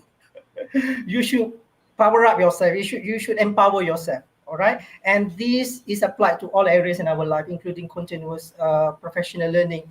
All right, and we have a lot of options, like Samuel said earlier. Everything is here, just a clicks away. So we have to think beyond our career as teachers, not necessarily at school, at the university. We are all educators, right? All right, we have the same story, Yeah. right? We should have a change in our perspective about what we're doing now, what we are doing now at the conference right now as teachers. How do we define ourselves? Why should we call ourselves teachers? Why are we here? If we think that we want to be here, then we are good to go for our CPD. I mean, no matter whether it is CPD or traditional, as long as we want it, we want to learn. All right, we have many tools. We have Coursera. We have all sorts of gadgets. I'm starting to learn. This is my first time using StreamYard. Shame on me. All right, but I'm learning. Learning. That's a learning, yeah. Yes. I think that's what it's all about. It's all about empowerment. All right, that's the root. Yeah, all about empowerment. Or how about collaboration? Yeah, I think CPD is all about that. Working together, getting together, learning from each one another. Upon the, like just now, I did the mistake of I forgot to unmute. Then there comes a reminder. Oh, please, unmute yourself. That's the part of learning too. Yeah. Okay. But doctor, recently I organized we organized a course, and there was this senior teacher. He was telling me that he has issues going on Google Meet, conducting live classes with his students. So that's I introduced him to our portal, ELTC's portal Improve, where we have short micro learning courses that introduces them to these softwares and how to go about it and so on. But he told me that being a senior, I actually dislike to learn, via online. It's quite difficult for me. I'm overwhelmed. There's so much to do. To stare at the computer for even half an hour is a headache for me. How would we actually motivate teachers like this, or should we do with teachers like this who have issues like so? Wow. So we have this is a challenge, right? These are some of the challenges that I believe comes in the question of challenges. Yeah, we have like senior versus junior kind of struggle, right, at school. Mm-hmm. That's happening as well. I mean, in my unit, applied linguistic units at UUM, I'm one of the youngest members, and then most of the seniors, they are like retiring soon, and we are currently facing a lot of. I am actually particularly facing a lot of challenges in terms of, not just teaching them how to use online tools, but then in terms of approaching certain matters like supervising, writing, all this normal stuff. So I think we should all collaborate. There's another word again, collaborate. Yeah, collaborate. Okay, they may not be comfortable using online tools, okay, but we should respect their expertise. Yeah, right. But some of them are very good. I do not deny, yeah. Especially, I wouldn't say the young ones, even some senior ones are very good with all these software and these tools. Yes. Yeah, indeed. I say I'm learning from them. There are so many Telegram groups. There are so many online, YouTube videos where teachers are conducting classes. And I'm like, wow, I feel like going back to school and being a teacher again rather than a lecturer. Right? It looks so interesting. Yeah. Yeah. Really salute those educators out there. Right. Now, Mr. Samuel, sorry to keep you waiting quite long. Are you okay? Yeah, I'm good. Right. Thank you. Right. Mr. Samuel, back to the same sort of question. Yeah. What do you think as an educator or a teacher now? Is it important to embrace and accept these kind of changes, especially moving towards ECPD? Well, before that, I'd just like to add on to what Dr. Hilmi has said, if I may, regarding the challenges. I think one of the biggest challenges that we should look at together as individuals, as organizations, is how do we foster better collaboration between teachers and individuals, and also between communities. I think one of the great things that Melta is doing right now is the Melta SIG, the Melta Special Interest Group. And I had the opportunity to share with them, and it is helmed by, if I'm not mistaken, the director of it is Warid. And I think the direction that they're going fosters a lot. There's a lot of potential there. So I think I would love to see more of these kind of efforts happen, not just from Melta, but from other organizations as well. And I think the Ministry of Education should somehow encourage more organic ideas. A lot of times when we're looking at ideas, especially for this pandemic, where we are trying to teach teachers what to do, we do not realize that a lot of times we are bringing ideas from the outside in instead of encouraging ideas from the classroom out. So I think the process should be more organic. The focus should be more teacher-centered and classroom-centered instead of a very top-down approach. Yeah, I didn't want to use the word top-down because it's been overused already, but unfortunately, that's the way that's the way it is. So I think we need to focus on authentic and consciously look at focus on authentic collaboration and consciously focus on how we can grow this space together, taking into account, the experience of the seniors and also the vigor and the ideas and also the experience of the young ones.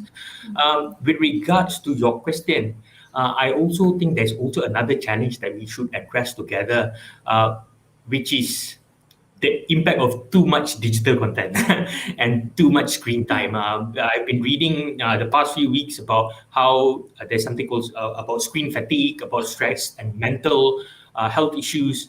And I think this is important because another thing that this lengthy pandemic has taught us is that teachers are not all right.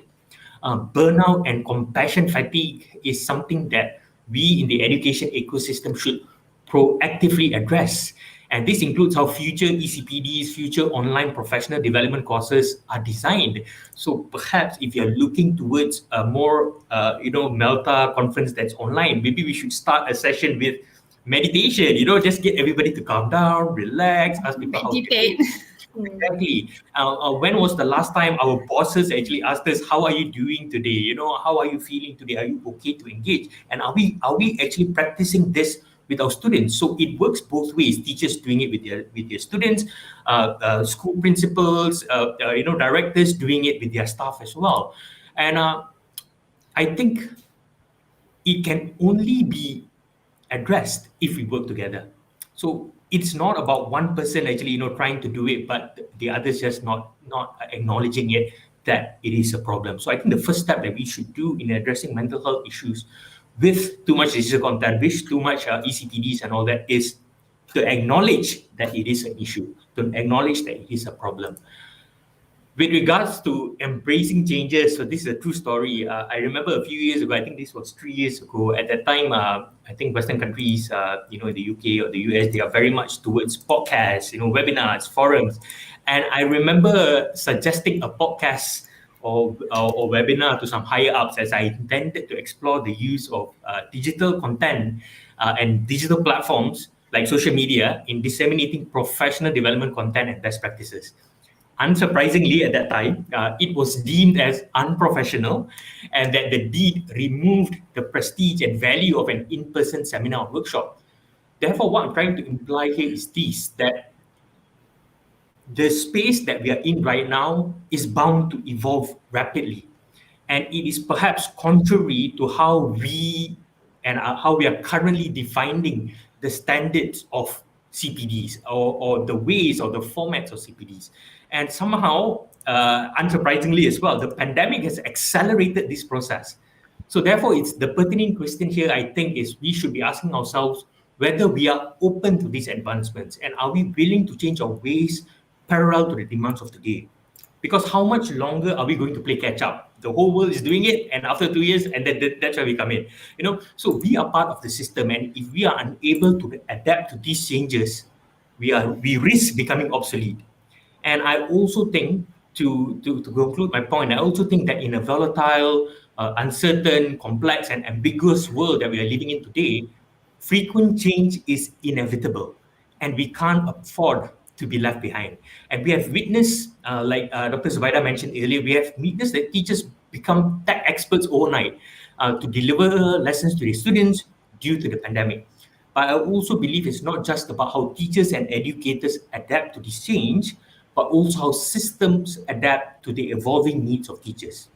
Post-pandemic, are we going to go back to the same old ways again? So I think it also comes back to that. We are doing so much good things right now. Are we going to revert back to things that we were comfortable with, to the way things are before? So yeah, I hope that answers your question with regards to the challenges and are we ready to embrace change? Because if you want to embrace change, we got to do it from across all levels, across all levels. Yeah, I would agree to that very much. Yeah. And I like the idea of, when you start off a class and of course a meeting and so on, the first thing like what we did today, I would straight away ask how are you. We didn't have time to meditate. Yeah, meditate. But then, yeah, okay, that's a good idea. And thank you for the input for the Malta SIG activities. And I'm sure the committee members of Malta will be picking this up very immediately. Yeah, thank you. Well, we all know that change is good and often is also hard. Yeah, but to succeed in whatever we do, we have to embrace it, just like what you have said. So regardless of how many years you have been teaching, you have been in the education field, and that one thing remains consistent is the absolute need for continuous learning and to keep collaborating. And just like what our speaker said in the morning today, that it's time for us that we should not depend only on the native trainers, but rather we should, start sharing, learning, and start empowering each other, right? Yeah. Now, to keep the ball rolling, Dr. Helmi, after listening to such a good explanation by Mr. Samuel, how do you suggest the CPD providers, of Malaysia, to be in detail, how should they actually structure and plan future CPDs for our educators in particular? Okay. All right. Thanks, Dr. Zub. All right. I think it should come from both ways. Okay, like Sam said, we've heard of this word like top down, bottom up, right? Most of the time. I mean, we should find like common ground between these two parties or these two groups. But most importantly, it should come from teachers. Us. Should come from us. All right. It should be initiated by teachers. And let's not think about the grade that we get, the marks that we get at the end of the year. All right. While I was not even the 5% that we get, yeah. No, wait. All right. I'm not going to say that. Yes. Okay. While I was take note of the 5%. Yeah. Yes. While I was listening to Sam talk just now, I was reading the chat here, and then I pick up some words there. Most of the audience talk about sustainability. How can we sustain this? How can we sustain our own learning? All right, our CPD or our eCPD. I mean, when we choose what we want, when we think what we want to think, all right, so the rest is happiness for all of us, right? And yeah, marks will be bonus. Like 5%, I'm sure we'll get more than 5% each year, right? Now I'm bragging about myself. I've got more than 12 hundreds of them. Is it time to review the 5% to 10%, I think, to motivate more? Yeah. I know. We teachers, I mean, it just shows a mismatch between what teachers do, educators do, and what the management thinks. They think that we only do like 12 talks, but then we do more than that. Each year I got like hundreds marks for that. And I don't care. I mean, I just do what I'm supposed to do. I mean, we all should be in this direction. We want to move further. We want to help our kids. I cannot imagine what Sam is facing with the orang asli kids over there. I mean, I really salute those people. I mean, you have the options to be there, and you have the options to get out of this situation. Right now, I'm living in Changlun, in one of the remote areas. I used to be in the rural areas in Johor, and I chose to be here, and that made a lot of changes in my life. All right. My point is, we initiate the changes. All right, and that applies to all throughout our career. All right, and CPD is one of them. All right, to sustain, so we need to look beyond what we think. All right, in linguistics we call it paralinguistics, right? Beyond linguistics. So we need to be above us, go above and see what we are doing now. All right, if you are sitting on the chair, probably you can start standing on the table now. Change the perspective. All right, I love changing the furniture in my room, not because I love designing, but I love to change perspective. All right, each year I reflect. All right, at the end of the year I reflect what I'm doing now. All right, titles, money, praises, all these are bonus. Okay, what matters is you. All right, whether you're happy or not. People ask me not to put on this big microphone, but I'm happy to do this. Many people told me, help me get rid of this. It's too annoying. It's too big on your face. You look good at it. but I'm happy. I'm happy to be here. I want to turn down this invitation from Dr. Shamini earlier, but then I wanted to be here. All right, I wanted to be here with you guys. I'm so happy. I mean, glad to have you.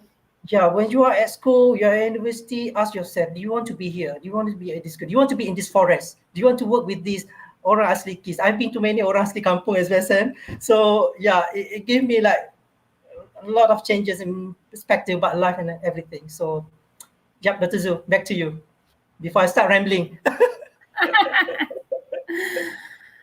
Right. There's so many comments coming in from the delegates down there. Yeah, thank you.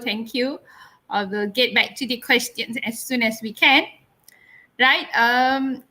Now, that's very interesting, Dr. Helmi, and Samuel. So I think we have shared quite a number of interesting facts, although being quite relaxed here. Right. Talking about ECPD, I think when you talk about sustainability, this is the question. Is it here, Doctor? Is ECPD, is it here to stay or to sway? What's your opinion? Sam first, right? Sam? Anyone can start. Either Doctor would like to start or Samuel, if you'd like to start. Go ahead, Sam. Okay, all right. Yeah. Well, when we talk about sustainability, I believe quality and trust, they are first cousins. You can't have something that's of quality, something that's of impactful, when you don't trust the people who are delivering it. So I think for us to ensure that ECPD stay the way they are and be as impactful and progress from strength to strength, we need to develop trust, especially with teachers. And through that, only we can create a sense of ownership, because it becomes something that is not something that we are doing for them, but it's something that we're doing with them. And when we can create a sense of ownership, when we can develop trust with teachers, with educators, with parents, with multiple organizations, I think that is the first crucial step that we really need to work on. And there is also no one-size-fits-all kind of solution to how we can promote CPDs the best way possible. And I feel that a lot of schools, they need contextualized techniques, they need contextualized ways of delivering CPDs to them. And I think what ECPDs has done is there's actually bridged that huge gap that was once existed, where I remember in 2013 when I was doing my master's for a bit in a local university, and I had to travel about 4.5 hours every Friday to get to the university. I will leave early from school and I'll get to the university just for one class. And I did that for 3.5 years. And it was horrible because I was in a rural area. So, and I'm thinking right now, students don't have to go through that anymore. Bachelor students, graduate students can actually opt for different modes of learning altogether. And that is really a great blessing. With regards to your questions of whether it is here to stay, I think it is definitely here to stay. And as we speak, the world is becoming increasingly digital, and therefore all notions of lecture halls, hotel ballrooms are going to stop teachers from thriving in their profession and internalizing what they are learning. That's why I believe that professional development and ECPDs has a crucial role to play to prepare us for a digital future. Like what Dr. Helmi said just now, he did not know StreamYard. Yes, we need to continually improve ourselves to prepare ourselves for the digital future. But I think a crucial point that we need to examine and we need to consider and need to think of is that the impact of ECPDs on an individual's learning, on teachers' learning. Because I believe that learning is created through interactions, either with teachers, among peers, and interaction with information.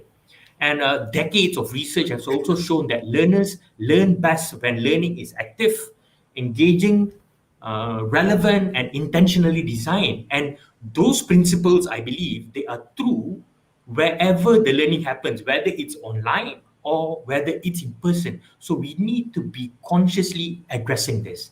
So I think the real question is, how do we balance the best of an online delivery with the best of an in-person thing? And many studies have also suggested that professional development, online courses, and learning will in the future become something more of a blended thing, with less time spent in communal buildings and more time spending at home at the comforts of one's own home. So I think we should work on together finding that balance. And I think if we have that in mind, if we have that focus in mind, I think we'll be able to deliver the best form of professional development for teachers. Teachers will be able to perform their best and deliver their best for their students in return. Great input, Mr. Samuel. Right, how about you, Doctor? What's your opinion? Is it here to stay or sway? Well, not so sure about that, but I have to agree with them. I mean, it has to be hybrid, eclectic, like a mixture of both. We have to embrace changes. Okay, when I cannot imagine when Spanish flu happened, like those in 1918, right? I do not know what happened during those times when people did not have access to what we have now, but they survived. I'm sure they learned a lot during that pandemic. So many years, right? Like what we are facing now. What I miss most during this pandemic is real laughter from my students. Most of the time, they just muted themselves, switch off their video. When I tend to laugh, laugh. I tend to laugh alone. All right. So you laughed when I forgot to unmute myself just now? Can't you? Oops. So both of you were laughing backstage, eh? Yeah. My point is, yes. Yeah. While we enjoy having face-to-face or physical contact with our students, okay, we should move on, move on with the digital content. All right, and then we should we should work together with those seniors as well. They have a lot to offer to us. All right, and then let's work together together. Let's work. All right, and then we can fight this pandemic. We can live. We don't have to fight. We can live. We can live with this, and then we can continuously learn. All right, through ECPD or CPD. All right, that's what I believe. You should stay. All right, Dr. Zhu. Yeah, it should stay. Yeah, and I believe it would stay. Yeah. despite I can hear that some are eager to go back to the normal classroom scenario where they have face-to-face to their students, but I believe somehow or rather, most probably the extra classes will be conducted via online, rather than having it in class. So it might stay. And of course, I think ECPD is the best option where you can actually sit at your own comfort zone and learn and get whatever input you need, in particular to the issue that you need, rather than just attending a course that's so broad. When I'm an experienced teacher, I might just need an input for a small thing. For example, I'm having issues on how to make my question and answer technique more practical when I'm online. Thus, I might just look out for that solution to that particular issue, rather than attending a huge course of teaching and learning, right? Yeah.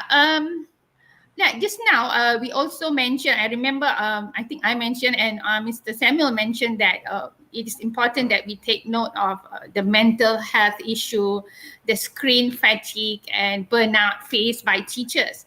Now, talking about teachers, some of them, due to age and so on, they are facing that. And I believe many of them are overcoming it.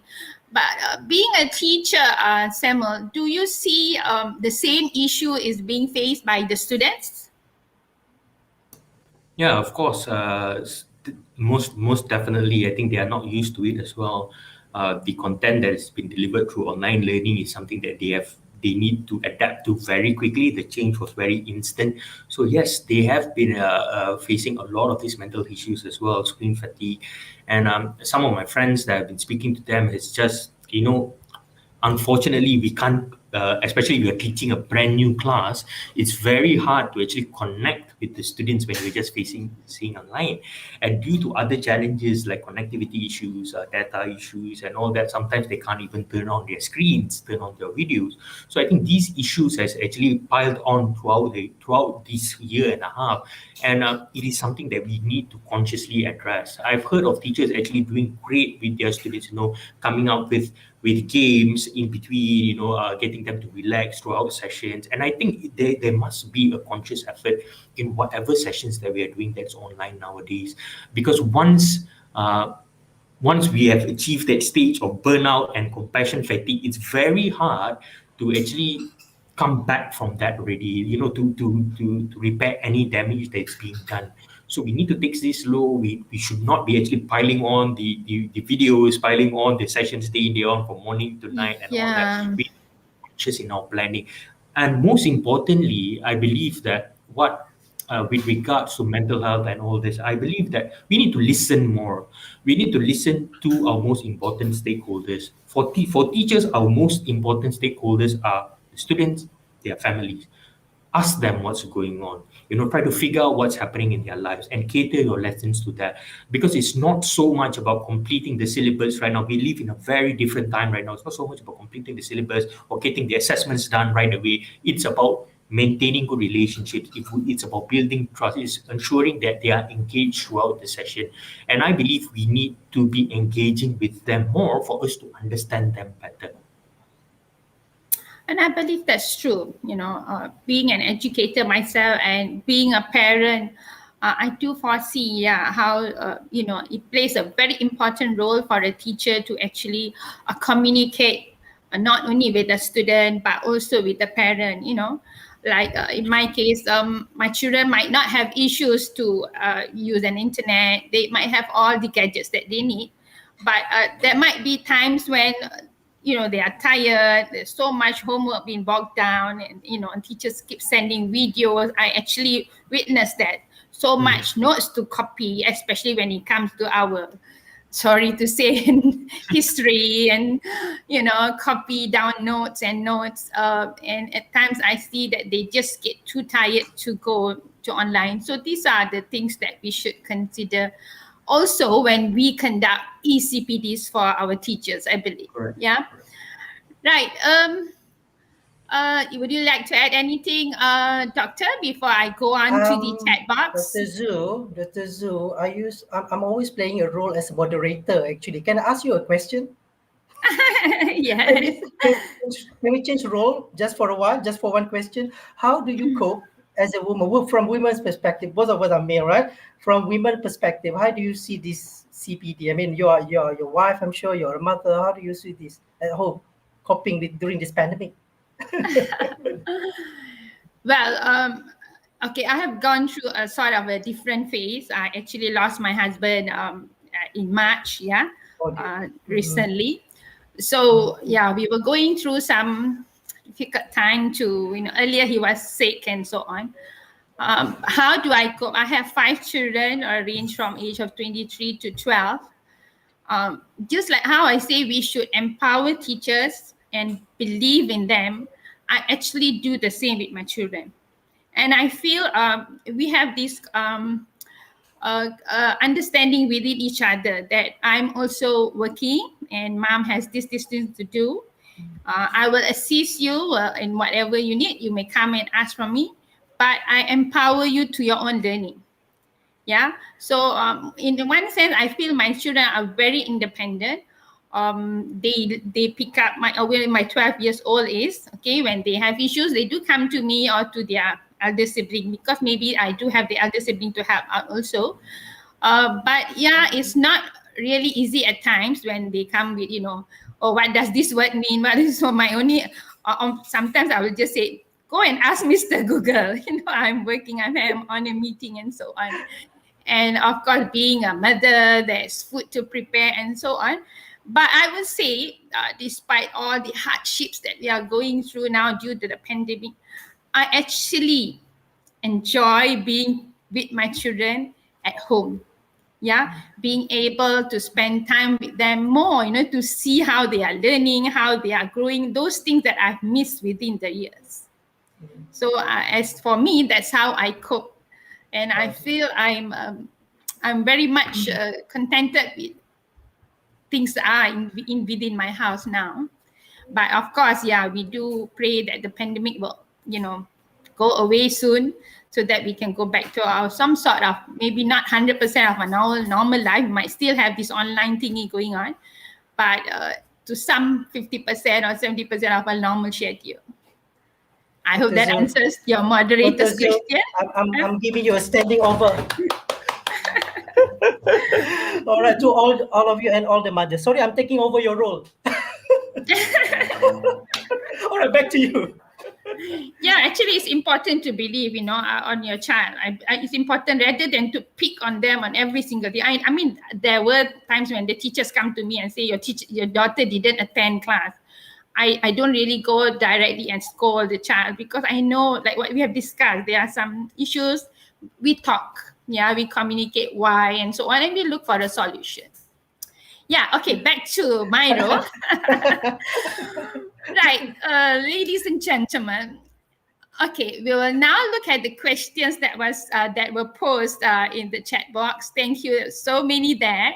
So many good remarks and so many questions. Okay, but I've actually picked up 3 that I hope we can cover, or if we have time, we will do more. Right, the first question. Okay, I'll just throw, maybe any one of you would like to pick it up then. Yeah, okay. It comes from, okay, I didn't get the name wasn't there, okay, from one of our participants, I suppose. How do we make sure that post-pandemic teachers do not go back to the traditional methods of textbook-based teaching? How could CPD address this? Sam, I think you are in the right position. Well, I think that's a great question. Yes. Yeah, I think that's a great question, and I think what our system can do, what the Ministry of Education can do is allow technology in schools. I think it should be regulated to a certain extent, but we should bring it back. We are all giving laptops, tablets, and all these gadgets to students and everybody. Everybody is proficient with Google Classroom. Everybody's proficient. What happened to my cousin's daughter the other day was this. She was in Form 6, The year last year when everything went online, all her textbooks, all her notes were all organized really well, on Google Documents, PDFs, everything was really good. She was enjoying her learning. And this year when the school reopened at the start of the year, the first quarter of the year for about a few months, when she got back to school, she was not allowed to bring her laptop again. So what she needed to do is you need to go and photostat all the notes and bring it back again. I'm like, why? It doesn't make any sense. We are going back. Why? You have already made so much progress. You teachers are doing amazing, creating Padlets for students to come up with reflections, using Class Dojo, giving points here and there. But then when you go back to school, it just go back to normal. So what is the point? It becomes very pointless. So I think the way forward is this. But of course, when it comes to regulation, the Ministry of Education perhaps should think about it. They should probably engage with organizations like Melta to come up with a good policy, with a good circular, good regulation standards for schools to actually deploy the use of technology actively in schools. I think that should be the first step. But I think with regards to the second part of that question, how do we stop teachers from going back to the old chalk and talk? I think it all depends on what principles these teachers have to begin with. Because if a teacher's principle, for me, my principles of learning, of what I deem as teaching and educating, is it has to be communicative, it has to be collaborative, it has to encourage students to work on problems, they need to solve problems together, they need to give feedback to one another. That is my understanding of learning. But to a lot of teachers, or to some teachers, this might not be true.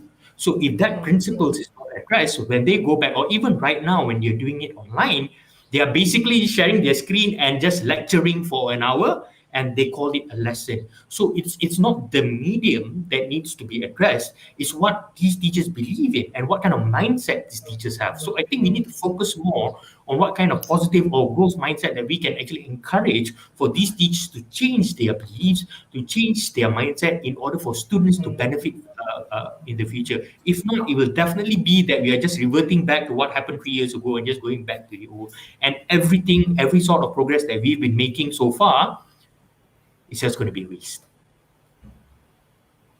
Would you like to add anything else, Doctor? Yes, I do. I'm Looks trying to like gather. you so eager to share. I'm actually digesting what Sam is. Yeah. I can see talking that just on your now. face. Yeah. I know. I'm just digesting. You see, I had an epiphany earlier, like probably 2 weeks ago, when my boss asked me to meet her face to face on the campus, and I was like, why should I see her face to face? We have like technology. We can do this online. I mean, it gave me like change of perspective at the time. I mean, wow, it has changed me, at least me. I mean, I don't see any reason we can go face to face these days. I mean, we can just click away, just open up our laptop. True. Okay, my point is, okay, I agree with Sam. Yeah, we need to. Yeah, it all depends on the mindset and the belief of the teachers. We can't stop teachers going, pen and paper, the traditional way of teaching. I do that all the time. I would do that with my students as well. But at the same time, okay, we can't go against changes. Just imagine you are in a farm with thousands of cows, and then you have these fragile fence. I'm sure the fence will collapse. Okay, I'm not sure whether you're following. So my point is, the changes are here. All right, you may want to, be a champion for this traditional teaching using textbook, but then it's overwhelming now. It will be natural for us to move from the next stage to the next stage. I'm not saying that traditional methods are, have to go. Okay, but we are slowly moving into the next norm. We're not talking about new norm anymore. The next norm. All right. Okay, I think that's what I feel. I can't say much.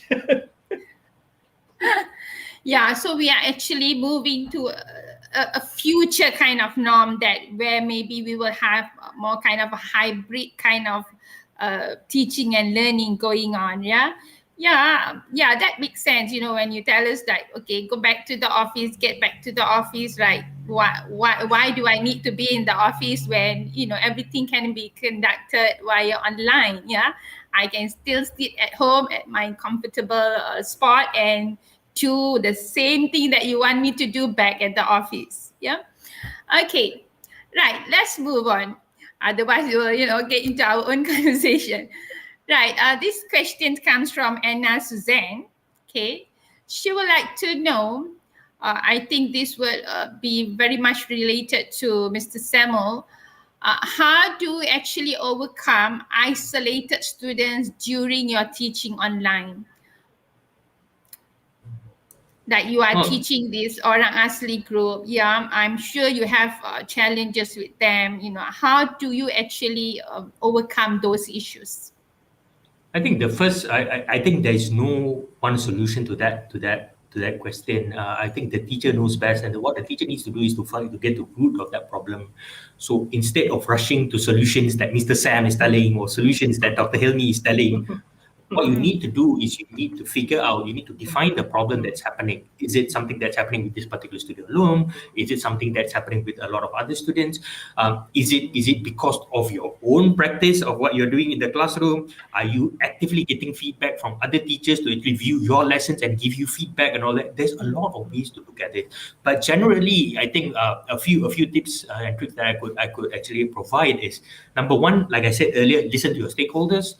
Get to know the students, understand them better. Some students, probably they're working, you don't know, they've got family issues, they don't know, they have something they're struggling internally with their families, we don't know as well. Try to figure that out, what's stopping them from actually engaging and isolating themselves. Do they have any connectivity issues? And from your perspective of what you're delivering, you need to be very reflective of what you're delivering as well.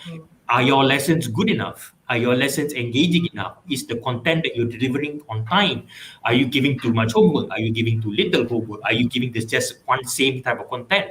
Are you differentiating your lessons enough? Are you differentiating your instructions enough? So all these questions, and I think we need to go back to data-driven decision making. Look at the problem, get your data, get the different types of feedback, and then figure out the best solutions. But a lot of times you will not get to the right solution right away. It's a lot about, in my own experience, it's always about testing prototypes. You come up with a system that you think would work after doing all your pre-work, after getting all your data, after doing your pre-work, getting your data. You come up with a system or program or intervention or a strategy that you think that you might work on it, get it done with the students, implement it, and then reflect. Is it still working? Is it not? What do you need to change? Because the best way for you to actually test whether an intervention works or not is to actually do it. Test the prototype, plan, conduct it, check again, learn again, reflect, and do it again. I think that is the best answer that I could give to that question. Yeah, that's great. Yeah, that means we try and we do. But okay, before I elaborate on this, how about Dr. Helmi? What would you like to say about this question? I was very impressed when Sam shared about his way of testing out the method. You are a real scholar, Sam. I mean, you are a researcher in your own way. At university, we have a big area called SOTL, Scholarship of Teaching and Learning. Okay, it's a very broad area. Okay, one of the ways of assessing our ways of teaching is through reflecting. It's like a cycle. You go back, come back, go back, and come back. Okay, all right, and then you always move. You always step back. You don't stay in that circle. You go out and assess yourself. I think that's what we should do, so that we can better understand not just our students, ourselves as well. All right, Dr. Zhu.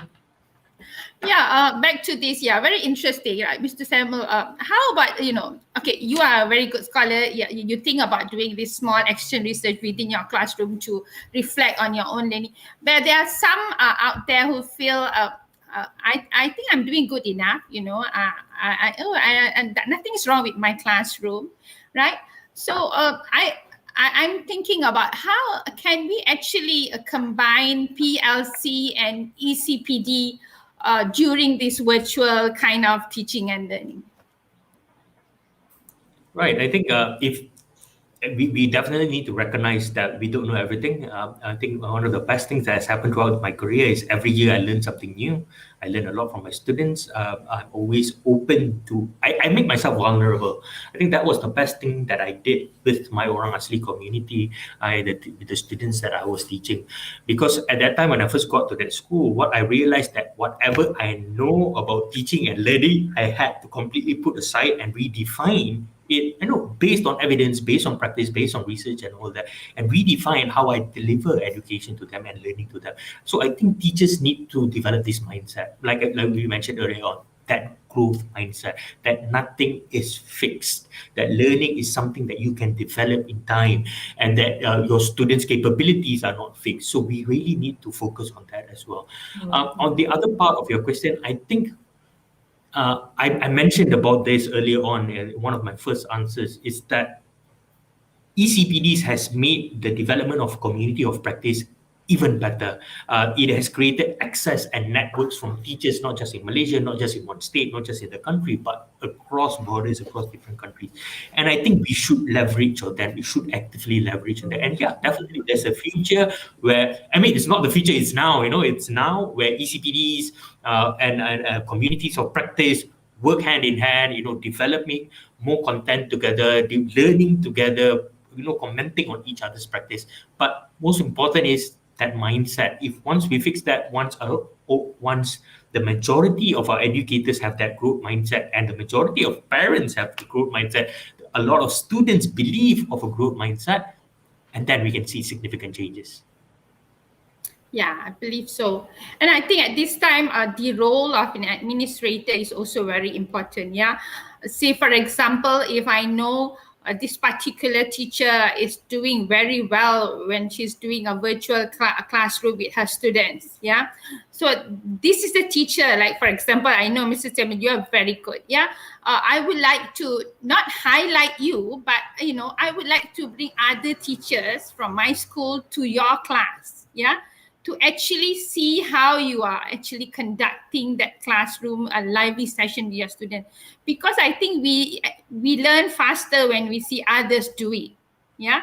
When, like, for example, I didn't know how to use Jamboard, but I attended a course, okay, and I saw this, the lecturer using Jamboard and getting us to work on it. So when we actually see others doing it, that's how you learn, and it was very fast for me. Within the next day, I was already coming up with my own Jamboards for my own classes. Yeah, so this is the best time, I think, to bring in PLC. That means like best practices for others to share and look at it. Yeah. So now, Dr. Helmi, like you mentioned just now, in higher institution, there are so many online platform courses. There are myriad of virtual learning out there. Okay, I think I'm also overwhelmed. Wish to choose, wish to pick. Oh, this sounds interesting. This look good. Oh, every course, there's so much out there. How can a teacher or an educator actually decide on choosing the right ECPD that they need? Okay, before this show today, I call a number of teachers. I just wanted to make sure that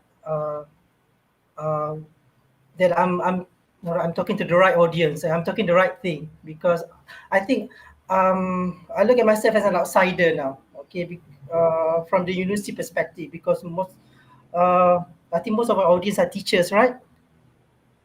All right. So yeah. Okay, educators. Educators. Yeah. Just call ourselves educators. I spoke to a number of them. Yes. One of the issues is too many options, like you said earlier. All right. Yeah. So they can't choose the best ones for them. All right. Now, okay, I think you know my answer. Go back to you. Now we sound like broken machine, right? We keep saying this over and over. Plan ahead.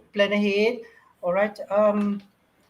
There's no solution for this as well. I mean, now you have all these events or activities, all right, plan out, or the takwim, right? Every year we have the takwim, right? What I normally do is that I choose what's best for me, all right? I know what I wanted. Okay, life is all about choices, right? So people always, we get invitations every day from university to attend this course, such course, and such course. Okay, but then I always negotiate. All right, negotiate with administrators because we have a lot of commitments. All right, not just attending trainings, but we have many other commitments. So what I usually do, all right, I talk to the administrator. All right, we come into solution. Okay, win-win situation. All right, so let them know what I want. All right, and then hopefully at the end of the year, all right, I will get what I want, and then they will get what the academics want. All right, most of the time academics at university, they are overwhelmed. Okay, they're already burnt out these days. Okay, with a lot of expectations. All right, even during the pandemic, the marks are still the same. All right, but I'm not complaining. All right, because this is what I'm doing. This is what I choose to do. All right, and all right, and in the end, you get tailor-made activities for you, or the platform that you want to improve yourself. I think that's the best way to handle the situation. All right, Dr. Zhu? Yeah, so I think that goes back to the plan, do, check. Yeah. See what plan what I need to do, and then do it, and then check whether was it beneficial or not. Should I get back to it? Yeah. Okay, comes a very interesting last. I think I will pick up this last question. Yeah, someone a comment by Miss Chandrakala, right? She says that is there a distinct, clear, specified? Is there a need for a distinct, clear, specified virtual face-to-face curriculum in future? Do we need such a kind of curriculum to come up? Oh, yeah, no, just go ahead. Yeah, I think there's definitely a need for it, and the ministry should be actively working towards that right now. Like we mentioned earlier on, a blended approach to how we're going to do this. But I think regardless, I don't want to sound so negative, but we are very good at coming up with documents. We are very good at coming up with policies. But unfortunately, the implementation always falls short. And I think when it comes to online learning and incorporating this aspect, making it blended and all that, we need to solve the basic aspects first. We mentioned about creating the right mindset for teachers and educators in schools, but also at the same time, infrastructure. When there is no infrastructure, it's impossible. It's impossible. Whatever we are talking right now, I had a chat with a friend of mine the other day who's teaching in a remote rural school as well. It's like, to us, people complaining about not complaining, people sharing about mental health and stuff, it's a luxury. We don't even have the opportunity to conduct online learning to get mental health issues. So it's not even there to begin with. It's nothing. So we can be futuristic about it, yes, but of course we need to solve all these issues first. A lot of students are lagging behind. Learning loss is a huge deal, it's a big deal, and a lot of schools are going to suffer. And unfortunately, I think probably when we talk about the abolishment of UPSR and all that, I hope it's not too late before we figure out whether these kids are actually have actually mastered the relevant skills already before they go to Form 1, Form 2, Form 5, and all that. Because a lot of these kids have basically no education. A lot of rural schools, what they're doing is they're doing like homework delivery, where they set up a counter at schools where parents come and pick up the homework and all that. But there is no follow-up, no formative assessment strategies to give feedback to these students or how they can improve. Parents can't take up an active role because a lot of the parents are not educated enough to conduct this lesson. There is no internet connection. So where does this lie? Where do we put this group of communities, underprivileged communities? So I think, yes, a curriculum is definitely something that we need to focus on, but at the same time to ensure that the implementation is equal, so that not in another 5 years when we come up with another blueprint, we are still talking about the rural and urban divide. We are still talking about education inequity and inequality. It should stop somewhere, and I think the time is now. And it should go hand in hand with the construction of that curriculum suggested by Ms. Chandrakala. Thank you, Sam. Right, we are almost coming to the end of the forum. Yeah, before I say a goodbye to the audience and so on, would you like to say a few words to roll up the whole thing, Doctor? I would like to thank the organizer again, okay, for having me here. This is a very enriching experience for me, talking about things from heart, right? I think most of our conversations is coming from what we want to do for our next norm. All right. So yeah, we can do this together. All right. We will continuously learn, and then we will live with this pandemic, and then we'll be fine. All right, Dr. Zhu. Thank you. Sam? Mr. Samuel? Yeah, I think this has been a very enriching conversation with Dr. Helmi and you, Dr. Zubaida. I'm really it's an honor to be here. And the questions were amazing, fantastic as well. I think it encouraged us to actually look deeper to what we are suggesting and what we're promoting. Yeah, and I hope as far as ECTDs are concerned and professional development is concerned, I think we need to work together more than ever. It takes the common saying right now, it takes a village to raise a child, but it's very, very true. We need to come together in whatever policies that we are designing. The COVID-19 pandemic has taught us that the linear concept of going to school and the linear concept of education and the linear concept of teachers acquiring professional development is now out the window. Everybody has an active role to play, and we should be playing it the best way possible. And I hope organizations like Malta and the Ministry of Education lead the way the best possible. Thank you, Dr. Helmi and Mr. Samuel, for a neat and interesting tie-up of all the issues that we have discussed today. Thank you for being with us. Well, ladies and gentlemen, consider how quickly learning has evolved. In only one generation, we have gone from traditional CPD to ECPD. Tools like Google, YouTube, Workplace by Facebook, and others have totally changed the learning landscape. So our job now is simply to embrace learning from wherever we are. The best teachers are the ones who are constantly pushing themselves to learn something new every now and then. Well, everyone, that marks the end of our forum for today. On behalf of Malta, I would like to once again extend our sincere thanks and appreciation to both our guest speakers. We hope to work with you again in time to come. Dr. Helmi and Mr. Samuel. Right, to all the delegates, thank you for your support, and we hope that you have gained some invaluable insights from this session. As my concluding thought, I think I will borrow Professor Dame Alison Peacock's words.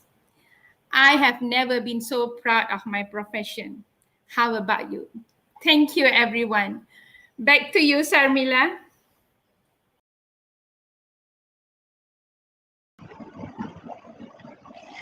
Thank you, Dr. Zubaida. Wow, that was a very fantastic, interesting, lively discussion. I must thank the panelists, the speakers, Dr. Helmi, and also Samuel for the fantastic discussion, and also to Dr. Zubaida for moderating the forum. All right, let's move on to the next event. I'm sure all of you are looking forward for the parallel session. So let's move on to the parallel session of track 1. Well, as you can see, from 11:20 a.m. to 11:40 a.m., we have all these presenters. As you can see, the names are displayed on the screen. And for the first half, and moving on to the second half would be from 12 p.m. to 12:20 p.m. with the next lineup of presenters. A bit of housekeeping to just bear in our mind, to keep in your mind. The first one would be, any announcements will be done through the chat box. So please remember to look out for the announcements every now and then. Please stay updated by checking the chat box from time to time. You can type your comments, questions, suggestions in the chat box. The presenters will respond to you in the chat box too. This is something that everyone is looking forward to, definitely, e-certificates. It will be emailed to all participants, presenters, winners, and all the delegates of the conference within 14 days. Well, if you do not receive them, remember to write to us at maltaconference2021@gmail.com. And please be reminded that there is a feedback form via QR code on the homepage for you to fill out. Okay, so what exactly do you have to do now?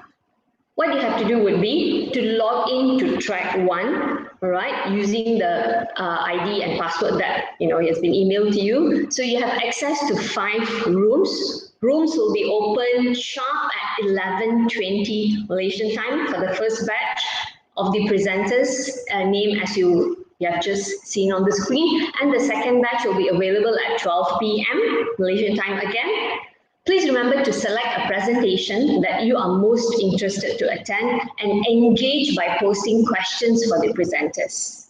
The presenters will definitely answer all your questions. We encourage you to post questions and engage with the presenters in the room that you enter. Finally, stay tuned and be with us till the end for a fruitful and enjoyable conference. Enjoy the session, enjoy all the presentations, the parallel sessions.